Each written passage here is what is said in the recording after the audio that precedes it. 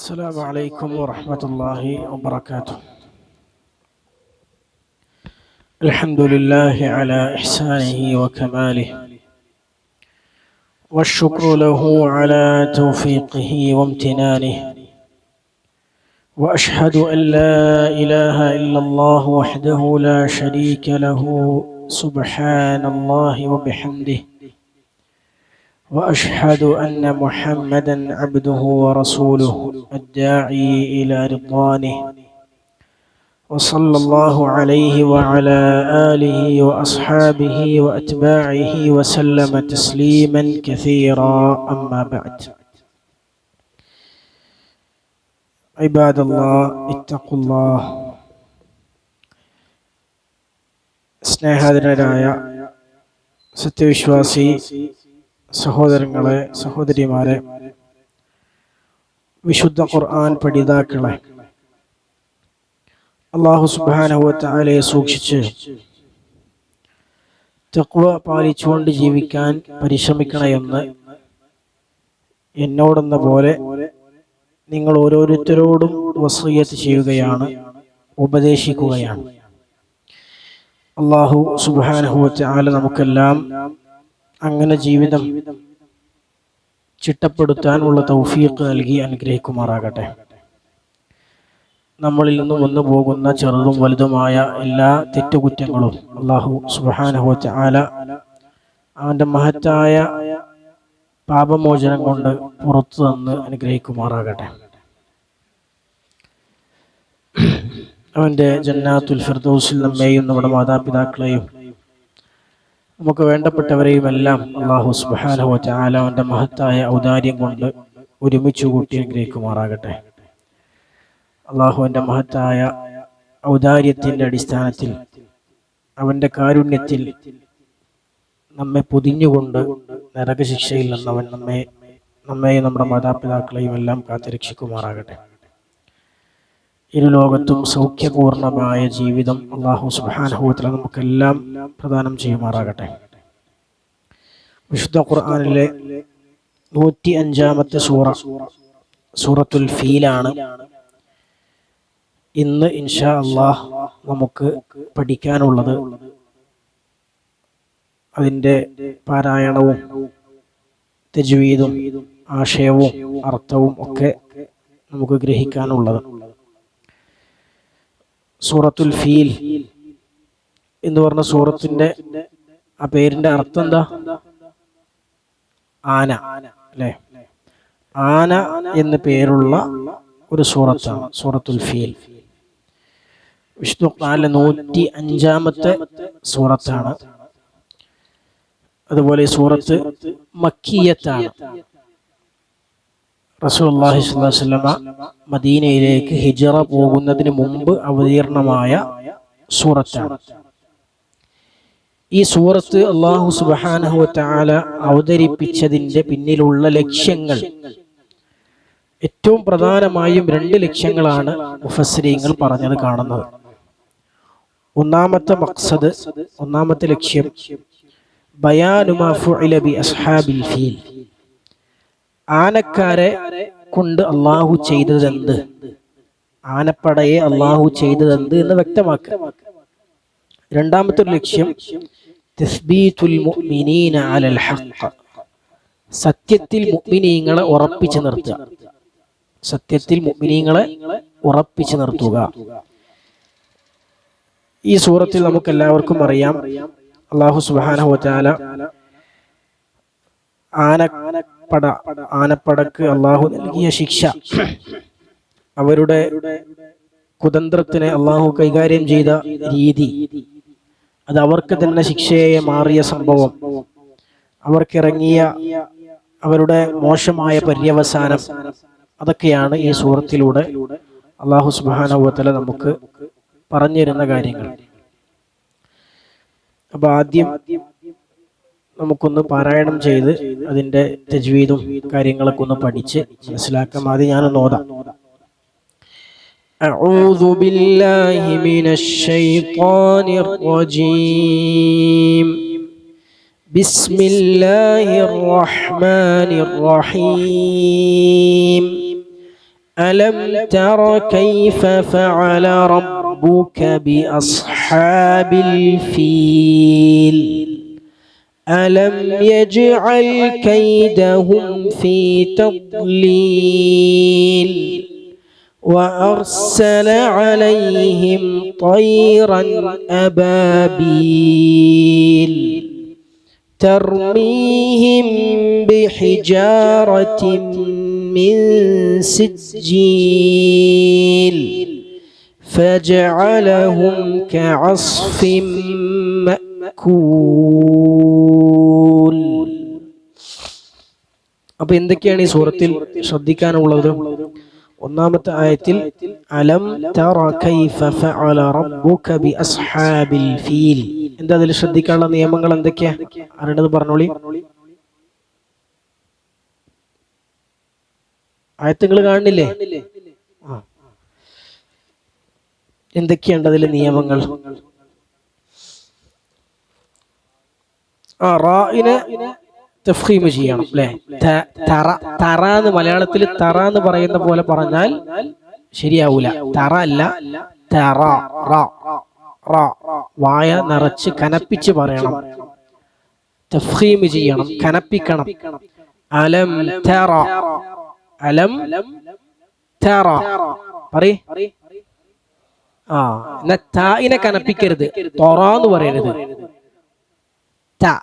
ترى ترى ترى ألم ترى كيف فعل ربك بأصحاب الفيل. പിന്നെ റബ്ബുക അവിടെ അതുപോലെ തന്നെ റാഇനെ കനപ്പിക്കണം. റബ്ബുക. എന്നാ കാഫിനെ കനപ്പിക്കരുത്, റബ്ബുക എന്ന് പറയരുത്. റബ്ബുക റബ്ബുക. കാഫിനെ നേർപ്പിച്ചു ഉച്ചരിക്കുക, റാഇനെ കനപ്പിച്ചു ഉച്ചരിക്കുക. പിന്നെ സാദ് ഉച്ചാരണം ശരിയാക്കണം അല്ലെ? അസ്ഹാബ്, അസ്ഹാബ് എന്ന് പറയരുത്, കൽക്കല വരാൻ പാടില്ല. അസ്ഹാബിൽ ഫീൽ പറ്റുമോ? പറ്റൂല. എങ്ങനെ ഓതണം? അസ്ഹാബുൽ ഫീൽ, അസ്ഹാബുൽ ഫീൽ. അസ് എന്ന് പറയരുത്, അസ്ഹാബ്, അസ്ഹാബ്. പിന്നെ സാഇന്റെ മേലെ സുക്കൂനാണല്ലേ? സാദിന്റെ മേലെ സുക്കൂനാണ്. സാദ് പോലുള്ള ചില അക്ഷരങ്ങൾ റിഖ്വത്തിന്റെ അക്ഷരങ്ങൾ എന്ന് പറയും. അതിന് സുക്കൂൻ ഉണ്ടാകുമ്പോൾ കുറച്ചു നേരം ആ സുക്കൂന് പിടിച്ചു വെച്ച് വിടൽ ആണ് നല്ലത്.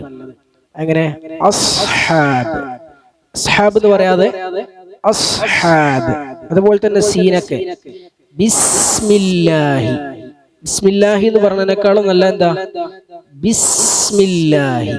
ഒന്ന് കുറച്ചു നേരം പിടിച്ച് വിട. റിഖ്വത്തിന്റെ അക്ഷരങ്ങളാണ്, അതായത് സുക്കൂൻ അതിന്മേൽ കുറച്ചു നേരം നിൽക്കുന്ന അക്ഷരങ്ങളാണ്.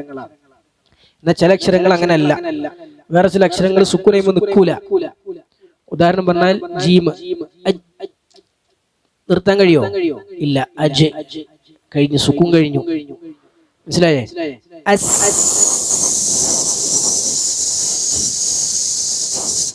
എത്ര നേരം സുക്കൂന് പിടിച്ച് നിർത്താൻ പറ്റും? എത്ര നേരം പിടിച്ചു നിർത്താൻ പറ്റും? കയ്യോ? ഇല്ല, കഴിഞ്ഞു. അഖ് സുക്കൂൻ കഴിഞ്ഞു. അജ് സുക്കൂൻ കഴിഞ്ഞു. അത്ത് സുക്കൂൻ കഴിഞ്ഞു. പിടിച്ചു നിർത്താൻ കഴിയോ ശബ്ദം? ഇല്ല.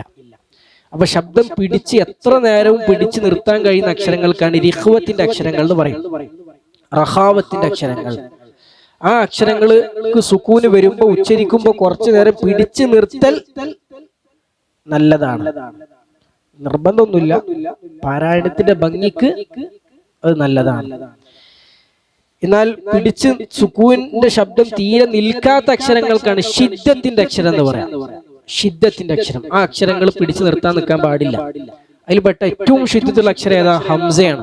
ഹംസക്ക് സുക്കൂൻ വന്നാൽ മഅകൂൽ, മഅകൂൽ പറ്റുമോ? പറ്റൂല. എന്ന് പറയാൻ പറ്റൂല. മഅകൂൽ, മഅകൂൽ. പെട്ടെന്ന് ഉച്ചരിച്ചു വിടണം അക്ഷരത്തെ. മഅകൂൽ. അപ്പൊ ഏതാണെങ്കിലും അത് അത്ര ഭയങ്കര പ്രധാനപ്പെട്ട ഒന്നല്ല. സാദിന് സുക്കൂന് വന്നപ്പോ പറഞ്ഞു മാത്രം. അസ്ഹാബിൽ ഫീൽ.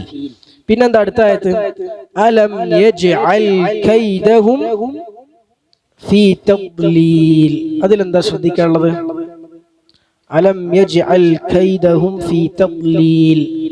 പിന്നെ ഇതിലൊക്കെ ഈ സൂറത്തിൽ ഏറ്റവും അധികം വരുന്ന ഒരു നിയമമാണ് ഇസ്ഹാർ ഷഫവി എന്ന് പറയും.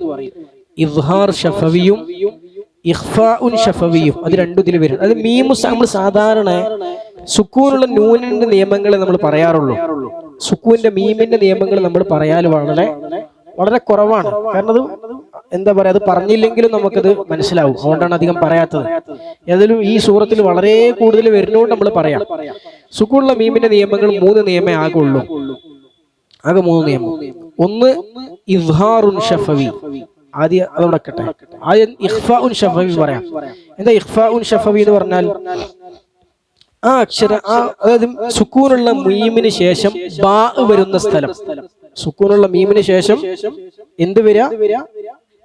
ബാ. ഇപ്പൊ ഈ സൂറത്തിൽ അങ്ങനെ വന്നുകയാണ്. ഇത് എവിടെ വന്ന് നോക്കി? ഈ സൂറത്തിലൂടെ സുക്കൂനുള്ള മീമിന് ശേഷം ബാ വന്ന് നോക്കി. ആയിവാ, ബറക്കല്ലാഹു ഫീക്കും. തർമീഹിം ബി, ല്ലേ? തർമീഹിം, സുക്കൂനുള്ള മീമിന് ശേഷം ഏതാ? ബാ ആണ്. തർമീഹിം ബി. അങ്ങനെ വരുന്ന സന്ദർഭങ്ങളിൽ ആ മീമിനെ നേർപ്പിച്ച ഉച്ചരിക്കേണ്ടത്. തർമീഹിം ബി, തർമീഹിം ബി. കട്ടി കൂട്ടരുത്. തർമീഹിം ബി എന്ന് പറയരുത്. മീമിനെ കനപ്പിക്കരുത്. മീമിനെ നേർപ്പിച്ച് ഉച്ചരിക്കുക. ബാക്കിയുള്ള എല്ലാ അക്ഷരവും സുക്കൂനുള്ള മീമിന്റെ ശേഷം വന്നാൽ ഇസ്ഹാർ ചെയ്യണം. ഒന്നൊഴിച്ച്, ഒരക്ഷരം കൂടി ഒഴിച്ച്. അതാണ് മീമ്. സുക്കൂനുള്ള മീമിന് ശേഷം മീമ് വന്നാൽ ഇദ്ഗാം ചെയ്യണം. ഇദ്ഗാം ലയിപ്പിച്ച് ഓതണം. പരസ്പരം ചേർത്ത് ലയിപ്പിച്ച് ഓതണം. ബാക്കി ഉദാഹരണം എന്താ? അലൈഹിം, അലൈഹിം മിമ്മൻ. ആയിക്കോട്ടെ. അലൈഹിം മിൻ, അലൈഹിം മിൻ. അലൈഹിം മീമിന്റെ സുക്കൂന് മീമാണ്. അല്ല, മീമിന് സുക്കൂനാണ്. അതിനുശേഷം അടുത്ത അക്ഷരം ഏതാ? അത് മീമാണ്. അപ്പോൾ എന്ത് ചെയ്യാ? 2 മീമിനെയും ചേർത്ത് മണിച്ചോതുക. ബാക്കി ഏത് അക്ഷരം സുക്കൂനുള്ള മീമിന് ശേഷം വന്നാലും അതിനെ വ്യക്തമാക്കി വെളിവാക്കി ഓതുക. ഈ വെളിവാക്കുക, വ്യക്തമാക്കുക എന്നുള്ള സംഗതി ഏറ്റവും കൂടുതൽ പാലിക്കപ്പെടാതെ പോകുന്ന 2 അക്ഷരങ്ങളാണ്. ഒന്ന് സുക്കൂനുള്ള മീമിന് ശേഷം വാവ് വരിക, വേറൊന്ന് സുക്കൂനുള്ള മീമിന് ശേഷം ഫാ വരിക. അപ്പൊ പലപ്പോഴും ഈ ഇസ്ഹാർ ചെയ്യപ്പെടാതെ പോകും. ഉദാഹരണം പറഞ്ഞാൽ, പിന്നെ ഉദാഹരണം കിട്ടുമോ?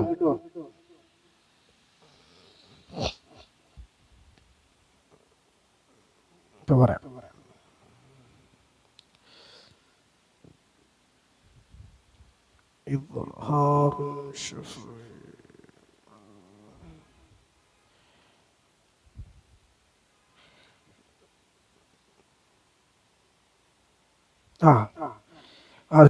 കൈദഹും ഫി, അല്ലെ? കൈദഹും ഫി ഈ സൂറത്തിൽ തന്നെ ഉണ്ട്.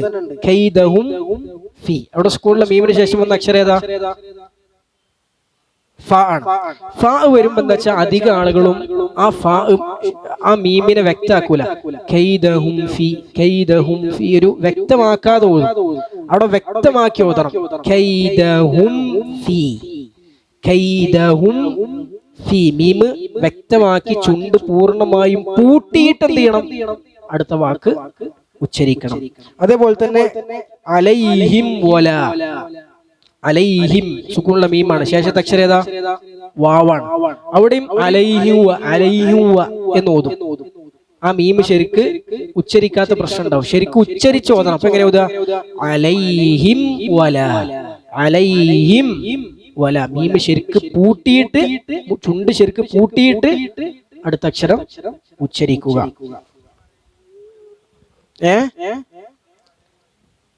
അലൈഹിമ പൂട്ടണം. അതെ, അതൊക്കെ ഇദ്ഹാറിന്റെ അക്ഷരങ്ങളാണ്. നമ്മൾ പറഞ്ഞല്ലോ, 2 അക്ഷരങ്ങൾ ഒഴിച്ച്, മീമും ബാവും അല്ലാത്ത 2 അക്ഷരങ്ങൾ ഒഴിച്ച് വേറെ ഏത് അക്ഷരം സുക്കൂനുള്ള മീമിന് ശേഷം വന്നാലും മീമിനെ വ്യക്തമാക്കി ഓതുക.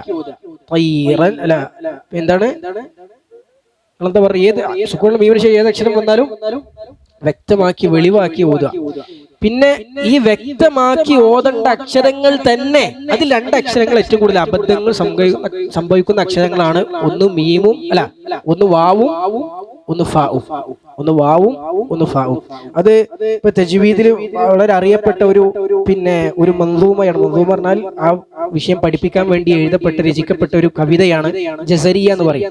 ആ ജസരിയയിൽ അതിന്റെ ഗ്രന്ഥകർത്താവ് പ്രത്യേകം പറയുന്നുണ്ട്, വഹ്ദർ ലദാ വാവിൻ വഫാഅൻ അൻ തഖ്തഫി ലിഖുർബിഹാ വലിത്തിഹാദി ഫഅരിഫി.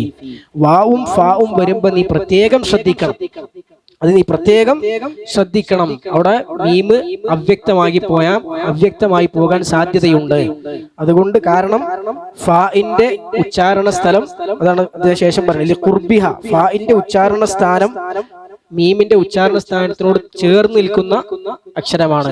വാവിന്റെ ഉച്ചാരണ സ്ഥാനവും മീമിന്റെ ഉച്ചാരണ സ്ഥാനവും ഒന്ന് തന്നെയാണ്. മനസ്സിലായി? അപ്പൊ ഈ ഒന്ന് ചേർന്ന് നിൽക്കുന്നതാണ്, മറ്റൊന്ന് ഒരേ ഉച്ചാരണ സ്ഥാനമാണ്. വാ ഉച്ചരിക്കണ എവിടുന്ന? മീം എവിടുന്ന ഉച്ചരിക്കണേ? മീമ് ആ 2 ചുണ്ടുകൾ. വാവ് എവിടുന്ന ഉച്ചരിക്കണേ? അതും 2 ചുണ്ടുകളാണ്. ഔ ഔ 2 ചുണ്ടുകളാണ്. ഫാ എവിടുന്ന ഉച്ചരിക്കണേ? താഴെ ചുണ്ടും മേലെ പല്ലുമാണ്. അഫ് അല്ലെ? താഴെ ചുണ്ടും മേലെ പല്ലും. അപ്പോ അങ്ങനെ വരുമ്പോ അതും മീമിന്റെ ഉച്ചാരണ സ്ഥാനത്തിനോട് ചേർന്ന് നിൽക്കുന്ന ഉച്ചാരണമാണ്. അപ്പൊ ഒന്ന് ചേർന്ന് നിൽക്കുന്ന ഉച്ചാരണ സ്ഥാനാണ്, മറ്റൊന്ന് ഒരേ ഉച്ചാരണ സ്ഥാനാണ്. അതുകൊണ്ട് തന്നെ സുക്കൂനുള്ള മീമിന് ശേഷം ഈ 2 അക്ഷരങ്ങൾ വരുമ്പോ അവിടെ മീമ് വ്യക്തമാകാതിരിക്കാൻ സാധ്യത കൂടുതലാണ്. അതുകൊണ്ട് കൂടുതൽ ജാഗ്രത പാലിക്കണം. അതുകൊണ്ട് കൂടുതൽ വ്യക്തമായി ഉച്ചരിക്കണം. മനസ്സിലായില്ലേ? ഇനി നമ്മൾ അടുത്ത ആയത്തിലേക്ക് പോകും. ഇദ്ഹാർ തന്നെ പറയാം. ഇദ്ഹാറുൻ ഷഫവി. ഷഫവി അതായത് മീമിന്റെ ഉച്ചാരണ സ്ഥാനം ചുണ്ടാണല്ലോ. അപ്പൊ ചുണ്ടുമലാണൊക്കെ. ഷഫ എന്ന് പറഞ്ഞ ചുണ്ടെന്നാണ്. ഇഖ്ഫാഉൻ ഷഫവി പറഞ്ഞാൽ ചുണ്ടിലുള്ള ഇഖ്ഫാ. ഇദ്ഹാറുൻ ഷഫവി പറഞ്ഞാൽ ചുണ്ടിലുള്ള ഇദ്ഹാർ. മനസ്സിലായില്ലേ? അതുകൊണ്ടാണ് ഷഫവി എന്ന് പേര് വരുന്നത്. ഫം എന്ന് പറഞ്ഞാൽ തൊള്ള എന്നുള്ള അർത്ഥമാണ്, വായ മൊത്തത്തിൽ. ഷഫത്താണ് ചുണ്ട്, ഷഫ. അതെ. ഇനി വഅർസല അലൈഹിം തയ്റൻ അബാബീൽ അലം യജ്അൽ കൈദഹും ഫീ തദ്ലീൽ എന്നുള്ളടത്ത് അല്ലേ നമ്മൾ പറഞ്ഞു. അലം യജ്അൽ എന്നുള്ളടത്ത് സുക്കൂനുള്ള മീമിന് ശേഷം യാ വന്നു. അലം തറ എന്നുള്ളടത്ത് സുക്കൂനുള്ള മീമിന് ശേഷം താ വന്നു. അപ്പൊ അവിടെയൊക്കെ നമ്മൾ എന്ത് ചെയ്യണം? വ്യക്തമാക്കി ആ മീമിനെ വ്യക്തമായി ഉച്ചരിക്കണം. അതുപോലെ തദ്ലീൽ ബാദിന് സുക്കൂനാണ്. അതെങ്ങനെ ഓതണം? തദ്ലീൽ എന്ന് ഓതരുത്. ഇവിടെ കൽക്കലയില്ല. മനസ്സിലല്ലേ? തദ്ലീൽ എന്ന് കൽക്കലയില്ലാതെ ഓതുക. വഅർസല അലൈഹിം തയ്റൻ. അവിടെയും സുക്കൂനുള്ള മീമിന് ശേഷം വന്ന അക്ഷരം ഏതാ? താ വന്നു. താ വരുമ്പോ മീമിനെ വ്യക്തമാക്കി ഓതുക. അലൈഹിം തയ്റൻ അബാബീൽ. അവിടെ എന്താ നിയമം? തയ്റൻ അബാബീൽ. ഹംസ എന്തിനു ശേഷം വന്നു? തെൻവീന് ശേഷം ഹംസ വന്നു. അപ്പൊ വ്യക്തമാക്കി ഓതുക. എങ്ങനെ ഓതുക? തയ്റൻ അബാബീൽ. പറ്റൂല. തയ്റൻ അബാബീൽ വ്യക്തമാക്കി വെളിവാക്കി പാരായണം ചെയ്യുക. പിന്നെ തർമീഹിം ബി അല്ലെ? അവിടെ നമ്മൾ പറഞ്ഞു തർമീഹിം ബി സുക്കൂനുള്ള മീമിന് ശേഷം വന്ന അക്ഷരം ഏതാ? ബാ വന്നു. എന്താ ചെയ്യേണ്ടത്? ഇഖ്ഫാ ചെയ്യണം. അവ്യക്തമാക്കി മീമിനെ ഉച്ചരിക്കണം. തർമീഹിം ബി പരമാവധി നൈസായി ഉച്ചരിക്കാം. ചുണ്ട് തട്ടിയാ മാത്രം മതി. അവിടെ കനം കൊടുക്കരുത്. അങ്ങനെയാണ് ഓതേണ്ടത്. പിന്നെ ഹിജാറത്തിൻ മിൻ. അവിടെ എന്താ നിയമം? ഇദ്ഗാമുൻ ബിഗുന്ന. ഹിജാറത്തിൻ എന്താ? തെൻവീനാണ് അല്ലെ? തെൻവീന് ശേഷം വന്ന അക്ഷരം ഏതാ? മീമാണ്. തെൻവീന് ശേഷം മീം വന്നാൽ പരസ്പരം ലയിപ്പിക്കണം അല്ലെ? ലയിപ്പിക്കണം. അപ്പൊ എങ്ങനെ ഹിജാറത്തിൻ മിൻ എന്നാണ് ലയിപ്പിക്കുക. പിന്നെ അതുകൊണ്ടാണ് മീമിന് അവിടെ ശബ്ദ് വന്നത് അല്ലേ? അവിടെ മീമിന് ശബ്ദില്ലേ? ഞാൻ ഇട്ടിട്ടില്ല. മുസ്ഹഫിൽ ഉണ്ടാവും. ഇവിടെ ഷദ് ഉണ്ടാവും. ഈ ഷദ് വരാൻ കാരണം എന്താ? ഈ തെൻവീനിനെ മീമിലേക്ക് ലയിപ്പിച്ചതുകൊണ്ടാണ് അവിടെ ഷദ് വന്നത്. ബിഗുന്ന എന്ന് പറഞ്ഞ ഗുന്നത്ത് പറഞ്ഞ മണിക്കെന്നാണ്. ലയിപ്പിച്ചാൽ മാത്രം പോരാ, ലയിപ്പിച്ച് മണിച്ചോദനം. മനസ്സിലല്ലേ? അതാണ് നമ്മൾ സ്വാഭാവികമായിട്ട് ലയിപ്പിക്കുമ്പോൾ മണിക്കും. അപ്പൊ അത് രണ്ടും വേണം എന്നുള്ളതുകൊണ്ടാണ് അങ്ങനെ പറയണത്.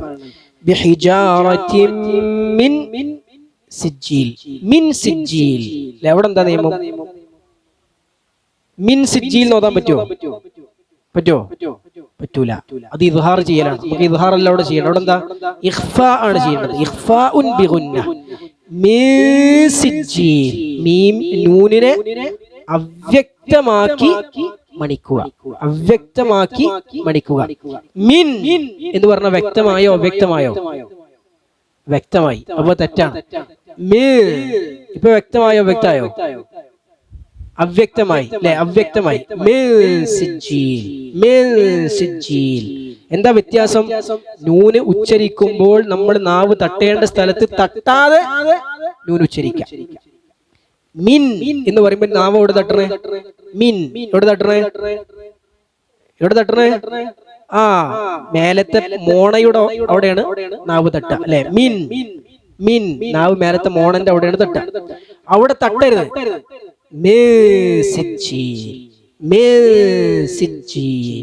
മനസ്സിലല്ലേ? അവിടെ തട്ടാതെ ഉച്ചരിക്കാം. മോണന്റെ ആ പല്ലിന്റെ മുകളിലുള്ള ഭാഗം മിൻ മിൻ. മേലല്ല, മോണന്റെ ബാക്കിലായിട്ട് ആ ഭാഗത്തായിട്ട് മോണ ഊന് എന്നൊക്കെ പറയണ ആ ഭാഗം. മിൻ മിൻ മിൻ മിന്നല്ല മിൻ സിജ്ജീൽ എന്നാണ് അവ്യക്തമാക്കി മണിച്ച് പാരായണം ചെയ്യുക.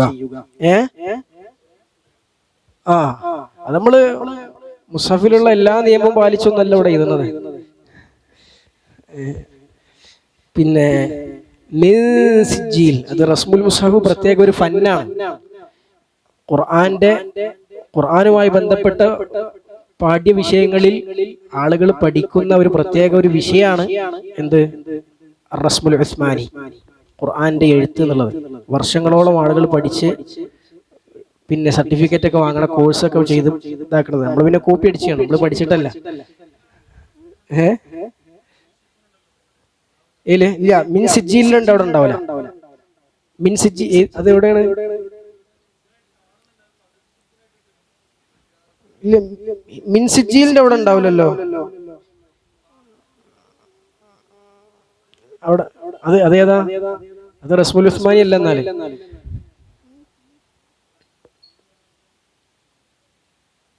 റസ്മുൽ ഉസ്മാനി പിന്നെ നമ്മൾ മനസ്സിലാക്കേണ്ട ഒരു കാര്യം എന്താ വെച്ചാല്, ഇല്ല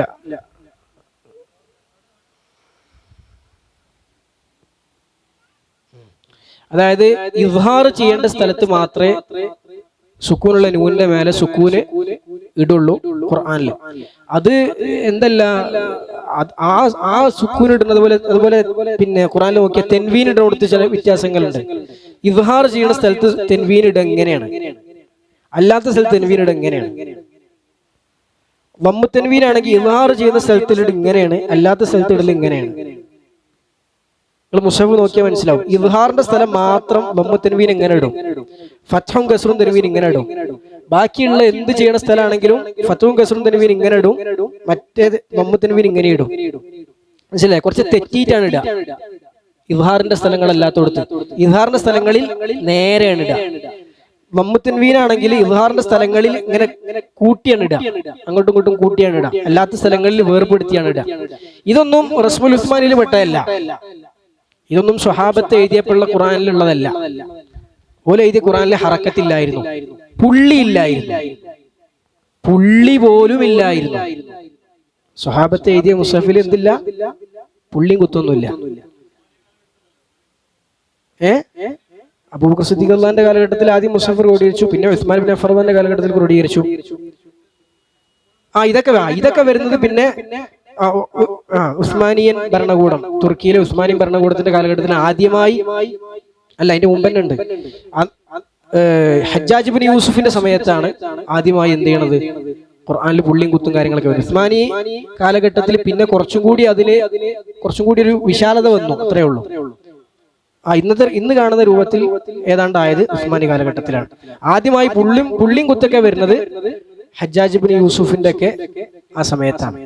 ഹജ്ജാജ് ഇബ്നു യൂസുഫ് മഹാവൃത്തിയായിട്ട ഒരു മനുഷ്യനായിരുന്നു. പക്ഷെ അദ്ദേഹം ഖുർആൻ പഠിപ്പിക്കുന്ന ആളായിരുന്നു. അദ്ദേഹം ഖുർആനോട് ഭയങ്കര പ്രിയമുണ്ടായിരുന്ന, ആദ്യ കാലത്ത് ഖുർആൻ പഠിപ്പിക്കാൻ വേണ്ടിയ ഖുർആന്റെ മുഅല്ലിമായിരുന്നു. നല്ല ഭംഗിയായി ഖുർആൻ പാരായണം ചെയ്ത് പഠിപ്പിച്ചിരുന്ന ഒരുപാട് കാലം അങ്ങനെ കഴിച്ചുകൂട്ടിയൊരു മനുഷ്യൻ പിന്നെ രാഷ്ട്രീയത്തിലേക്ക് വന്ന് ആകെ നാശായി. അതാണ്ടായത്. അതൊക്കെ ഉണ്ടാവും, അല്ലാഹു അലം. എന്താണെങ്കിലും അവിടെ നിൽക്കട്ടെ, നമ്മുടെ വിഷയം അതല്ല. നമ്മളെന്താ പറഞ്ഞേ? മിൻ സിജ്ജീൽ. പിന്നെ ഫജഅലഹും കഅസ്ഫിൻ മഅകൂൽ എന്ന് മാത്രം. നമ്മൾ ഖുർആനിലുള്ള ഇതുണ്ടല്ലോ, ഹിസ്ബ്, ഖുർആനിലുള്ള ജുസ് ഉണ്ടല്ലോ, ജുസ്ഉകൾ, ഇത് വരുന്നത് ഹജ്ജാജ് ബിൻ യൂസുഫിന്റെ കാലഘട്ടത്തിലാണ്. 30 ജുസ് ആയി ഖുർആൻ തിരിക്കുന്നത് ഹജ്ജാജ് യൂസുഫിന്റെ കാലഘട്ടത്തിലാണ്. ഏതാണെങ്കിലും ഫജഅലഹും കഅസ്ഫിൻ മഅകൂൽ, ഫജഅലഹും കഅസ്ഫിൻ മഅകൂൽ. അവിടെ എന്താ നിയമം? തൻവീനു ശേഷം എന്ത് വന്നു? മീമ് വന്നു. അപ്പൊ എന്ത് ചെയ്യണം? ലയിപ്പിച്ച് മണിക്കണം, അല്ലെ? കഅസ്ഫിൻ മഅകൂൽ, ലയിപ്പിച്ച് മണിക്കുക. അതുപോലെ മഅകൂൽ, അവിടെ മഅകൂൽ എന്ന് ഓതരുത്. എങ്ങനെ ഓതണം? മഅകൂൽ എന്നാണ് ഓതേണ്ടത്. അപ്പൊ അത്രയും കാര്യങ്ങളാണ് ഇപ്പൊ ഇതിൽ ശ്രദ്ധിക്കാനുള്ളത്. നമ്മുടെ തജ്വീദ് കുറച്ച് നീണ്ടുപോയി വിചാരിച്ചതിനേക്കാളും. സാരല്ല. ശുദ്ധത്തിന്റെ അക്ഷരങ്ങളിൽ പെട്ടതാണ് ഹംസ, നമ്മൾ നേരത്തെ പറഞ്ഞല്ലോ. അപ്പൊ ഇനി നമുക്ക് പിന്നെ ഓരോ ആയത്ത് വീതം ഓതാം. അഊദു ബില്ലാഹി മിനശ് ശൈത്വാനിർ റജീം.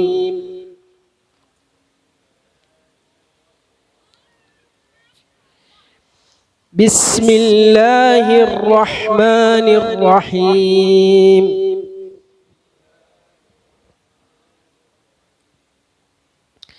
ألم تر كيف فعل ربك بأصحاب الفيل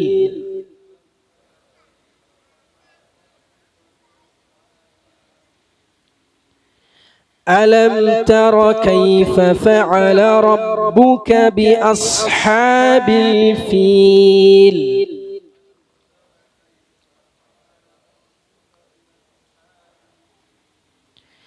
ألم يجعل كيدهم في تضليل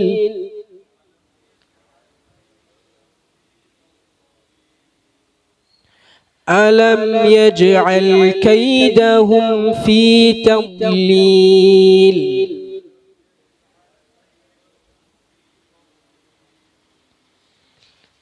ألم يجعل كيدهم في تضليل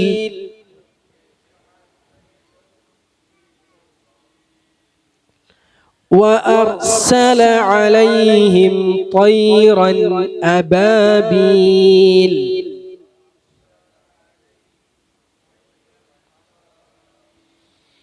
وأرسل عليهم طيرا أبابيل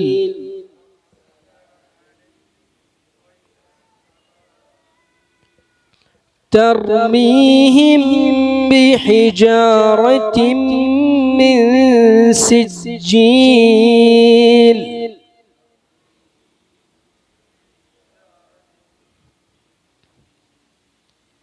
حجارة راء تفخيم جينا ترميهم بحجارة من سجيل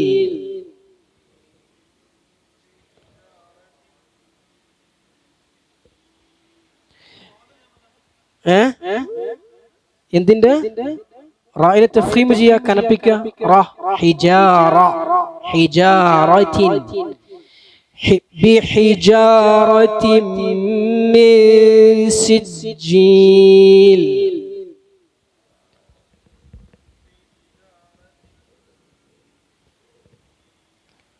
فجعلهم كعصف مأكول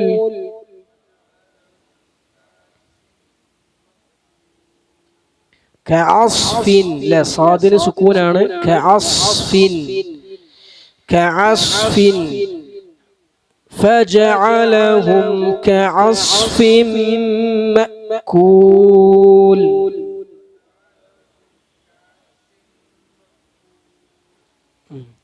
പിന്നെ പറയാൻ വിട്ടുപോയൊരു കാര്യമുണ്ട്, അൽ മദ്ദുൽ ആരിദുൽ സുക്കൂൻ. എല്ലാ ആയത്തും അവസാനിപ്പിക്കുമ്പോൾ സുക്കൂൻ ഉണ്ട്. അതുകൊണ്ട് തന്നെ നമുക്കവിടെ 3-4 രീതിയിൽ മദ് ചെയ്യാം. എങ്ങനെ? ഒന്നുകിൽ 2 ഹറക്കത്ത്, അല്ലെങ്കിൽ 4 ഹറക്കത്ത്, അല്ലെങ്കിൽ 6 ഹറക്കത്ത്. ഒരാൾക്ക് വേണമെങ്കിൽ അലം തറ കൈഫ ഫഅല റബ്ബുക ബിഅസ്ഹാബിൽ ഫീൽ എന്നും ഓതാം. അലം യജ്അൽ കൈദഹും ഫീ തദ്ലീൽ എന്നും ഓതാം. വഅർസല അലൈഹിം തൈറൻ അബാബീൽ എന്നും ഓതാം. മനസ്സിലായില്ലേ? പക്ഷേ ശ്രദ്ധിക്കേണ്ട കാര്യം എന്താണ്? ആദ്യത്തെ ആയത്ത് എത്രയാണോ ഓതിയത് അതേപോലെ അവസാനം വരെ ഓതുക എന്നുള്ളതാണ്. മൗക്കൂലോ? ആ തെൻവീനല്ലുള്ളത് അവസാനത്തില്. ആ പിന്നെ സുക്കൂൻ കൊണ്ടാണ് അവസാനിപ്പിക്കേണ്ടത്. മഅകൂൽ തെൻവീൻ ഉണ്ടെന്നാ പറയണേ. ആ തെൻവീൻ എപ്പോഴും അത് എല്ലാ ആയത്തിന്റെ അസ്ഹാബിൽ ഫീൽ ഒന്നാമത്തെ ആയത്തിൽ കസ്റില്ലേ അവസാനത്തെ അക്ഷരത്തിന്, തദ്ലീലിൻ രണ്ടാമത്തെ ആയത്തിന്, മൂന്നാമത്തെ അബാബീല. ഖുർആനിൽ ഏത് ആയത്തെടുത്താലും അവസാനത്തെ അക്ഷരത്തിന് എന്തെങ്കിലും ഹർക്കത്ത് ഉണ്ടാവും. ചിലപ്പോൾ സുക്കൂനേക്കാരം. ആ ഹർക്കത്ത് നമ്മൾ എപ്പോഴാ ഉച്ചരിക്കുക? അടുത്ത ആയത്തിനോട് ചേർത്ത് ഓതുമ്പോഴേ ഉച്ചരിക്കുള്ളൂ. നിർത്തുമ്പോ സുക്കൂൻ ചെയ്താണ് വഖഫ് ചെയ്യുക. അല്ലെ? ഹർക്കത്തുകളെ പൊതുവെ പൊതു നിയമം എന്താ? പൊതു നിയമം ഹർക്കത്തുകൾ നിർത്തുമ്പോ സുക്കൂൻ ചെയ്ത് നിർത്തുക. അപ്പൊ നമുക്ക് ഒരൊറ്റ തവണ കൂടി ഫുള്ളായിട്ട് ഓതാം, എന്നിട്ട് അതിന്റെ അർത്ഥത്തിലേക്ക് കടക്കാം. ബിസ്മില്ലാഹിർ റഹ്മാനിർ റഹീം.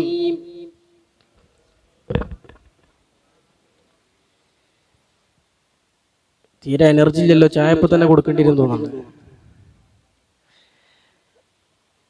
ബിസ്മില്ലാഹിർ റഹ്മാനിർ റഹീം.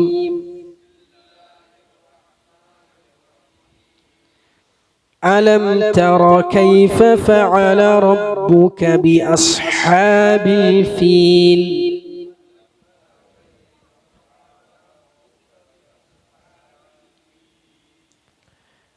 അലം യജ്അൽ കൈദഹും ഫീ തദ്ലീൽ.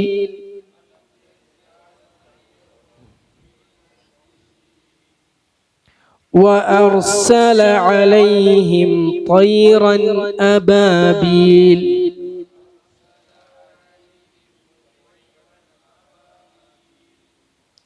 ترميهم بحجارة من سجيل.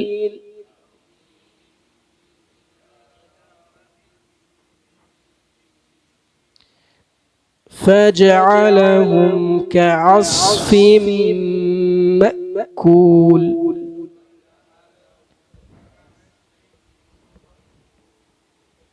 ഞാൻ 2 ഹറക്കത്തിൽ എല്ലാ ആയത്തും അവസാനിപ്പിക്കാൻ വേണ്ടി ശ്രമിച്ചതാണ്.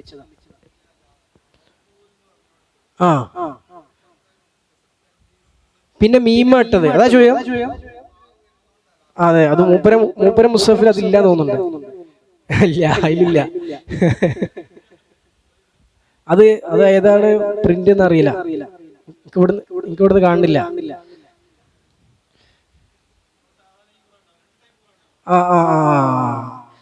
അതില് ഇതിലുള്ളതെല്ലാം ഉണ്ടാവൂല. എങ്ങനെ? ഇല്ലില്ല, അങ്ങനെ ഇല്ല. ആ ഖുർആനിൽ ഓതാൻ പറ്റൂല എന്ന അഭിപ്രായ പണ്ഡിതന്മാരുണ്ട്. പക്ഷെ അത് ശരിയല്ല. അതിലും ഓതാം, പ്രശ്നമൊന്നുമില്ല. പക്ഷെ രണ്ടിലും, അതായത് ഇതെന്താ വെച്ചാല് നമ്മളിപ്പോ പറഞ്ഞല്ലോ, ഇപ്പൊ തെൻവീന്റെ മഅകൂൽ എന്നുള്ള അവസാനത്തില് ഇവിടെ ഞാൻ ഇവിടെ എങ്ങനെ 2 തെൻവീനാണ് ഇട്ടത്. പക്ഷെ മുസഫിൽ എങ്ങനെയാണ് ഉണ്ടാവുക? മുസഫിൽ ഇങ്ങനെയുണ്ട്, ഒരു മീമ ഉണ്ടാവുക, ഒരു കസ്റും പിന്നെ ഒരു മീമും ഉണ്ടാവുക. അതിന്റെ കാരണം എന്താന്ന് വെച്ചാൽ അത് നമ്മൾ എടിയിലൊക്കെ കണ്ടിട്ടുണ്ടാവും. ഇപ്പൊ ഖുർആൻ എടിയിലൊക്കെ തെൻവീനുള്ള ചില സ്ഥലത്ത് ഒരു തെൻവീൻ ഇടുന്നതിന് പകരം മീം ഇടും. എന്താ സംഭവം? ആ തെൻവീനിനെ മീമാക്കി മറിക്കാനുള്ള തെൻവീനാണത്. മീമാക്കി മറിക്കാനുള്ള തെൻവീനാണത്. എപ്പോഴാ തെൻവീനെ മീമാക്കി മറിക്കാം? ആ തൊട്ട് ശേഷം എന്ത് വരുമ്പോഴാണ്? ആ തൊട്ട് ശേഷം ബാ വരുമ്പോഴാണ്. മനസ്സിലായില്ലേ? അപ്പൊ തെൻവീൻ എന്താക്കി മറിക്കും? മീമാക്കി മറിക്കും. സുകൂണിലെ നൂന്റെ തെൻവീന്റെ നിയമങ്ങളിൽ പെട്ടതാണ്. അപ്പോ കൂൽന്ന് കഴിഞ്ഞാൽ പിന്നെ അടുത്ത സൂറത്ത് ഓതുമ്പോ ആദ്യത്തെ ആയത്തേതാ? ബിസ്മിയാണ്. അടുത്ത സൂറത്ത് ഓതുമ്പോ ഫസ്റ്റ് ഓതാനുള്ളത് ബിസ്മിയാണ്. മനസ്സിലായില്ലേ? ആ തെൻവീനെ മീമാക്കി മറിക്കാൻ വേണ്ടിയിട്ടാണ്. അത് എല്ലായിടത്തും അങ്ങനെ തന്നെയാണ്. ചേർത്ത് ഓതുന്ന പരിഗണിച്ചാണ് എന്ത് ചെയ്യുക? അവസാനത്തെ ഹർക്കത്തിന്, അവസാനത്തെ അക്ഷരത്തിന് ഹർക്കത്തിടുക. പക്ഷെ അതൊന്നും മറ്റേലുണ്ടായിക്കൊള്ളുന്നില്ല. നിങ്ങൾ പറഞ്ഞതിൽ ഉണ്ടാവില്ല. ഇങ്ങനെയുള്ള പല കാര്യങ്ങളും സാധാരണക്കാരുടെ എളുപ്പത്തിന് വേണ്ടിയിട്ട് തജ്വീദ് ഒന്നും ഒരാൾ പഠിച്ചിട്ടില്ല, തജ്വീദിന്റെ ഒരു നിയമം ഒരാൾ പഠിച്ചിട്ടില്ലെങ്കിൽ വലിയ അബദ്ധങ്ങളില്ലാതെ ഒരു ബൈ ആവറേജ് തെറ്റില്ലാതെ ഓതാൻ ഒരാൾക്ക് ഈ മുസ്ഹഫിന്റെ നിയമങ്ങൾ മനസ്സിലാക്കിയാൽ മാത്രം മതി. മനസ്സിലായോ? ഇപ്പം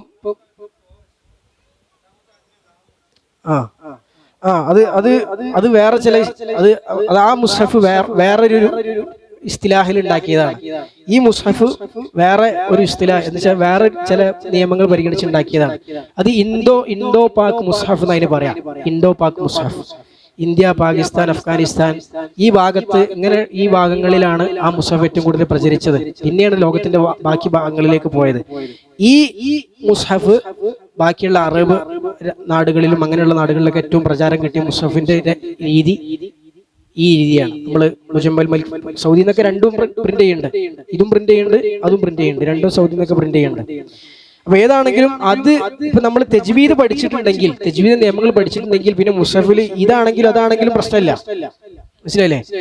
തജ്വീദിന്റെ നിയമങ്ങൾ പഠിച്ചിട്ടില്ലെങ്കിൽ ഒരാൾ ഈ ഇതും പിന്നെ മുസ്ഹഫിലുള്ള ഇങ്ങനെ ട്രിക്കുകൾ നോക്കിയാണ് ഓതുന്നതെങ്കിൽ, ഇപ്പൊ ഇങ്ങനെ തെൻവീൻ ഇട്ടിട്ടുണ്ടെങ്കിൽ മണിക്കാനാണ്, ഇങ്ങനെ തെൻവീൻ ഇട്ടിട്ടുണ്ടെങ്കിൽ ഇദ്ഹാർ ചെയ്യാനാണ്, ആ രൂപങ്ങൾ നോക്കിയാണ് ഒരാൾ ഓതുന്നത് ഉണ്ടെങ്കിൽ അയാൾ ഏത് മുസ്ഹഫാണോ അവലംബിക്കുന്നത് അതിന്റെ നിയമങ്ങൾ ഒരു പഠിക്കണം.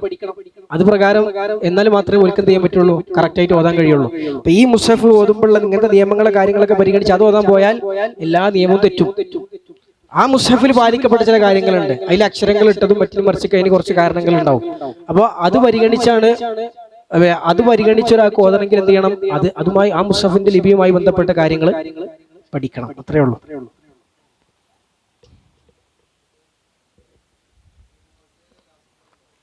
അതെ, തൊട്ട് മുമ്പത്തെ സൂറത്ത് അവിടെ ബിസ്മില്ലാഹിലേക്ക് ചേർക്കാൻ വേണ്ടിയിട്ടാണ് മുമദ്ദദ എന്നുള്ളിടത്ത് തെൻവീനെ ഒരു മീമിട്ട് കൊടുത്തത്. അവിടെ നിൽക്കട്ടെ. ഏതാണെങ്കിലും അപ്പൊ ഇനി സൂറത്തുൽ ഫീൽ എന്ന് പറയുമ്പോൾ ഇതിലുള്ള ചില പദങ്ങൾ പിന്നെ നമുക്ക് ആദ്യം അതിന്റെ അർത്ഥം ഒന്ന് പരിചയപ്പെടാം. ഒന്ന് കൈദഹും, അല്ലേ? സൂറത്തിലുള്ള ഒരു പദാണെന്ത്?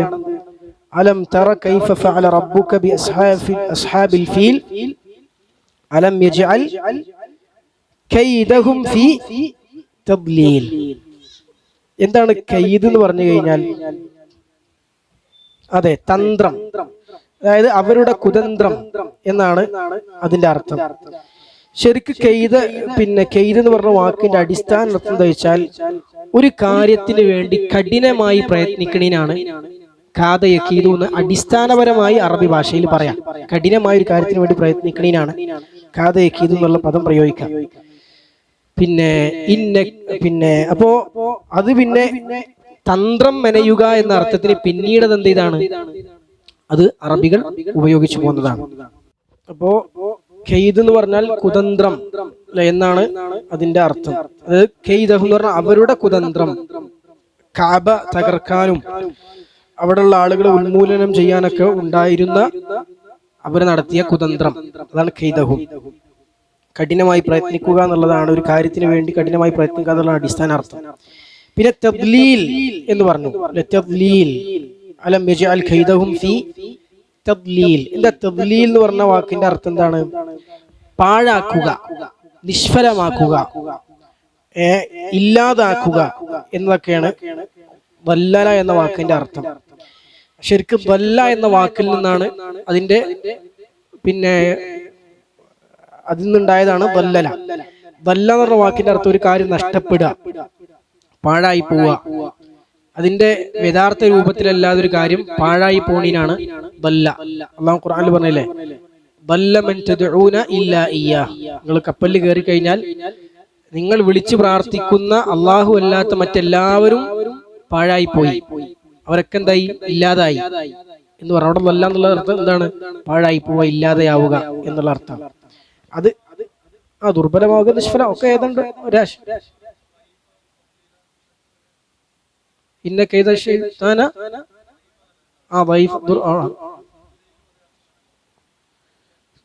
തദ്ലീൽ എന്ന് പറഞ്ഞാൽ തന്നെ ഈ നിങ്ങൾ പറഞ്ഞർത്ഥം ഇതിനോട് യോജിച്ചു പോണ തന്നെയാണ്, കുഴപ്പമൊന്നുമില്ല, ഏതാണ്ട് അതേ ആശയമാണ്. പിന്നെ എന്ന് പറഞ്ഞാൽ പാഴാവുക, ബുത്ലാൻ എന്ന് പറഞ്ഞാൽ ബാത്തിലായി നിഷ്ഫലമാവുക, ദഹാബ് എന്ന് പറഞ്ഞാൽ ഇല്ലാതാവുക എന്നുള്ള അർത്ഥമൊക്കെയാണ് തദ്ലീലിന് കാണുന്നത്. അതുപോലെ അബാബീൽ എന്ന് പറഞ്ഞു കഴിഞ്ഞാൽ പിന്നെ ചിതറിക്കിടക്കുന്ന ഒന്നിന് പിറകെ ഒന്നായി കൂട്ടം കൂട്ടമായി വരുന്ന വലിയ കൂട്ടം, ഒട്ടകക്കൂട്ടങ്ങളൊക്കെ പോലെ എന്ന് മുഫസ്സിറുകൾ പ്രത്യേകം പറഞ്ഞു കാണാൻ സാധിക്കും. ഒട്ടകക്കൂട്ടങ്ങളെ പോലെ ചിതറിക്കിടക്കുന്ന ഒന്നിന് പുറകെ ഒന്നായി വരുന്ന വലിയ കൂട്ടത്തിനാണ് അബാബീൽ എന്ന് പറയാം. അപ്പൊ അബാബീൽ എന്ന് പറഞ്ഞ വാക്ക് ബഹുവചനമാണ് അല്ലെ, കൂട്ടങ്ങൾ, ഒന്നിന് പുറകെ ഒന്നായി വരുന്ന ചിതറിക്കിടക്കുന്ന വലിയ കൂട്ടങ്ങൾ ബഹുവചനമാണ്.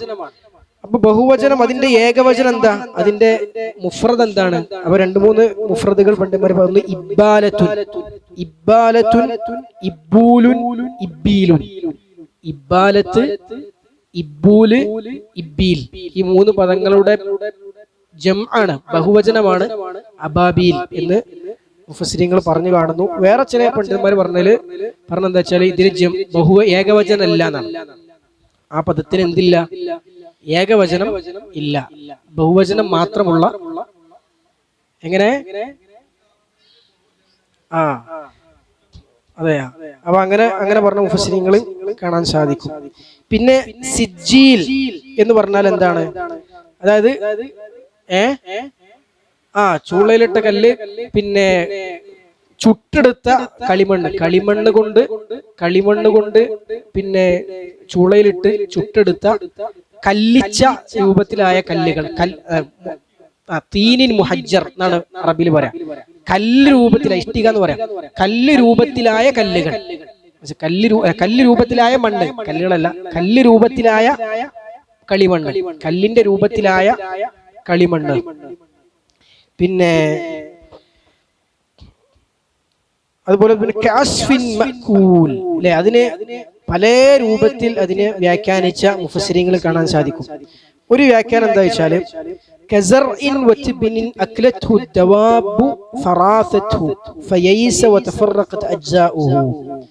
മൃഗങ്ങൾ തിന്ന് ചാണകമായി പുറന്തള്ളി എന്നിട്ട്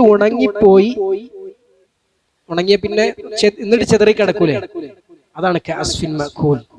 ഇതാണ് ഒരു വിഭാഗം മുഫസ്സിറുകൾ പറഞ്ഞത്. പുല്ല് മൃഗങ്ങൾ തിന്നിട്ട് അത് ചാണകമായി മാറി, ആ ചാണകം ഉണങ്ങി അത് ചിതറിക്കിടക്കുന്ന ആ രൂപം, അതാണ് കഅസ്ഫിൻ മഅകൂൽ. വേറൊരു വ്യാഖ്യാനം എന്താ വെച്ചാല്, മൃഗങ്ങൾ തിന്നു തീർത്ത ശേഷം പിന്നെ ബാക്കിയുള്ള അവശേഷിക്കുന്ന, പിന്നെ മൃഗങ്ങൾ ഒരു മരത്തുമെന്ന് അല്ലെങ്കിൽ ഒരു കൃഷി ചെയ്തെടുത്ത് മൃഗങ്ങളാണ് തിന്ന, പിന്നെ അവിടെ ഉണ്ടാവുന്ന അതിന്റെ ഒരു അവസ്ഥ എന്താ അല്ലെ, ആകെ പിന്നെ കേട് വന്ന് നാശമായി നിൽക്കുന്ന ഒരവസ്ഥ.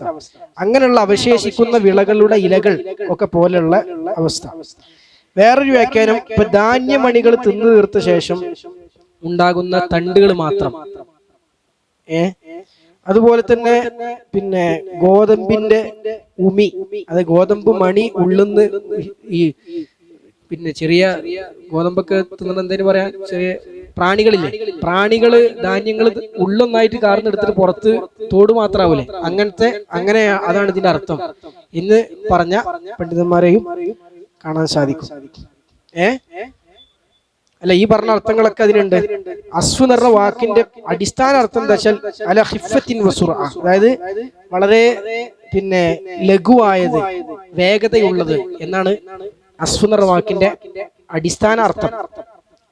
എന്നാൽ ഇങ്ങനെയൊക്കെ അതിന് അർത്ഥം പറഞ്ഞ മുഫസ്സിറുകൾ നമുക്ക് കാണാൻ സാധിക്കും.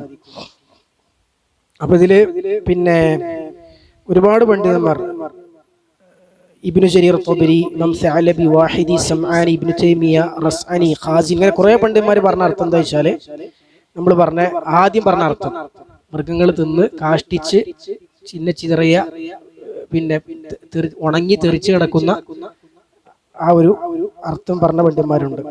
പിന്നെ വേറെ കുറെ പണ്ഡിതന്മാർ പറഞ്ഞ അർത്ഥമാണ് സജ്ജാജ്, അൽ ബിഖാഇ തുടങ്ങിയ പണ്ഡിതന്മാരൊക്കെ പറഞ്ഞ അർത്ഥമാണ് ഉണങ്ങിപ്പോയി തിന്ന് വിളകളെ ഇലകൾ പോലെ തിന്നു കഴിഞ്ഞ് ബാക്കിയുള്ള ഉണങ്ങിയ ഇല ഇളയും ഇതൊക്കെ പോലുള്ള അർത്ഥം.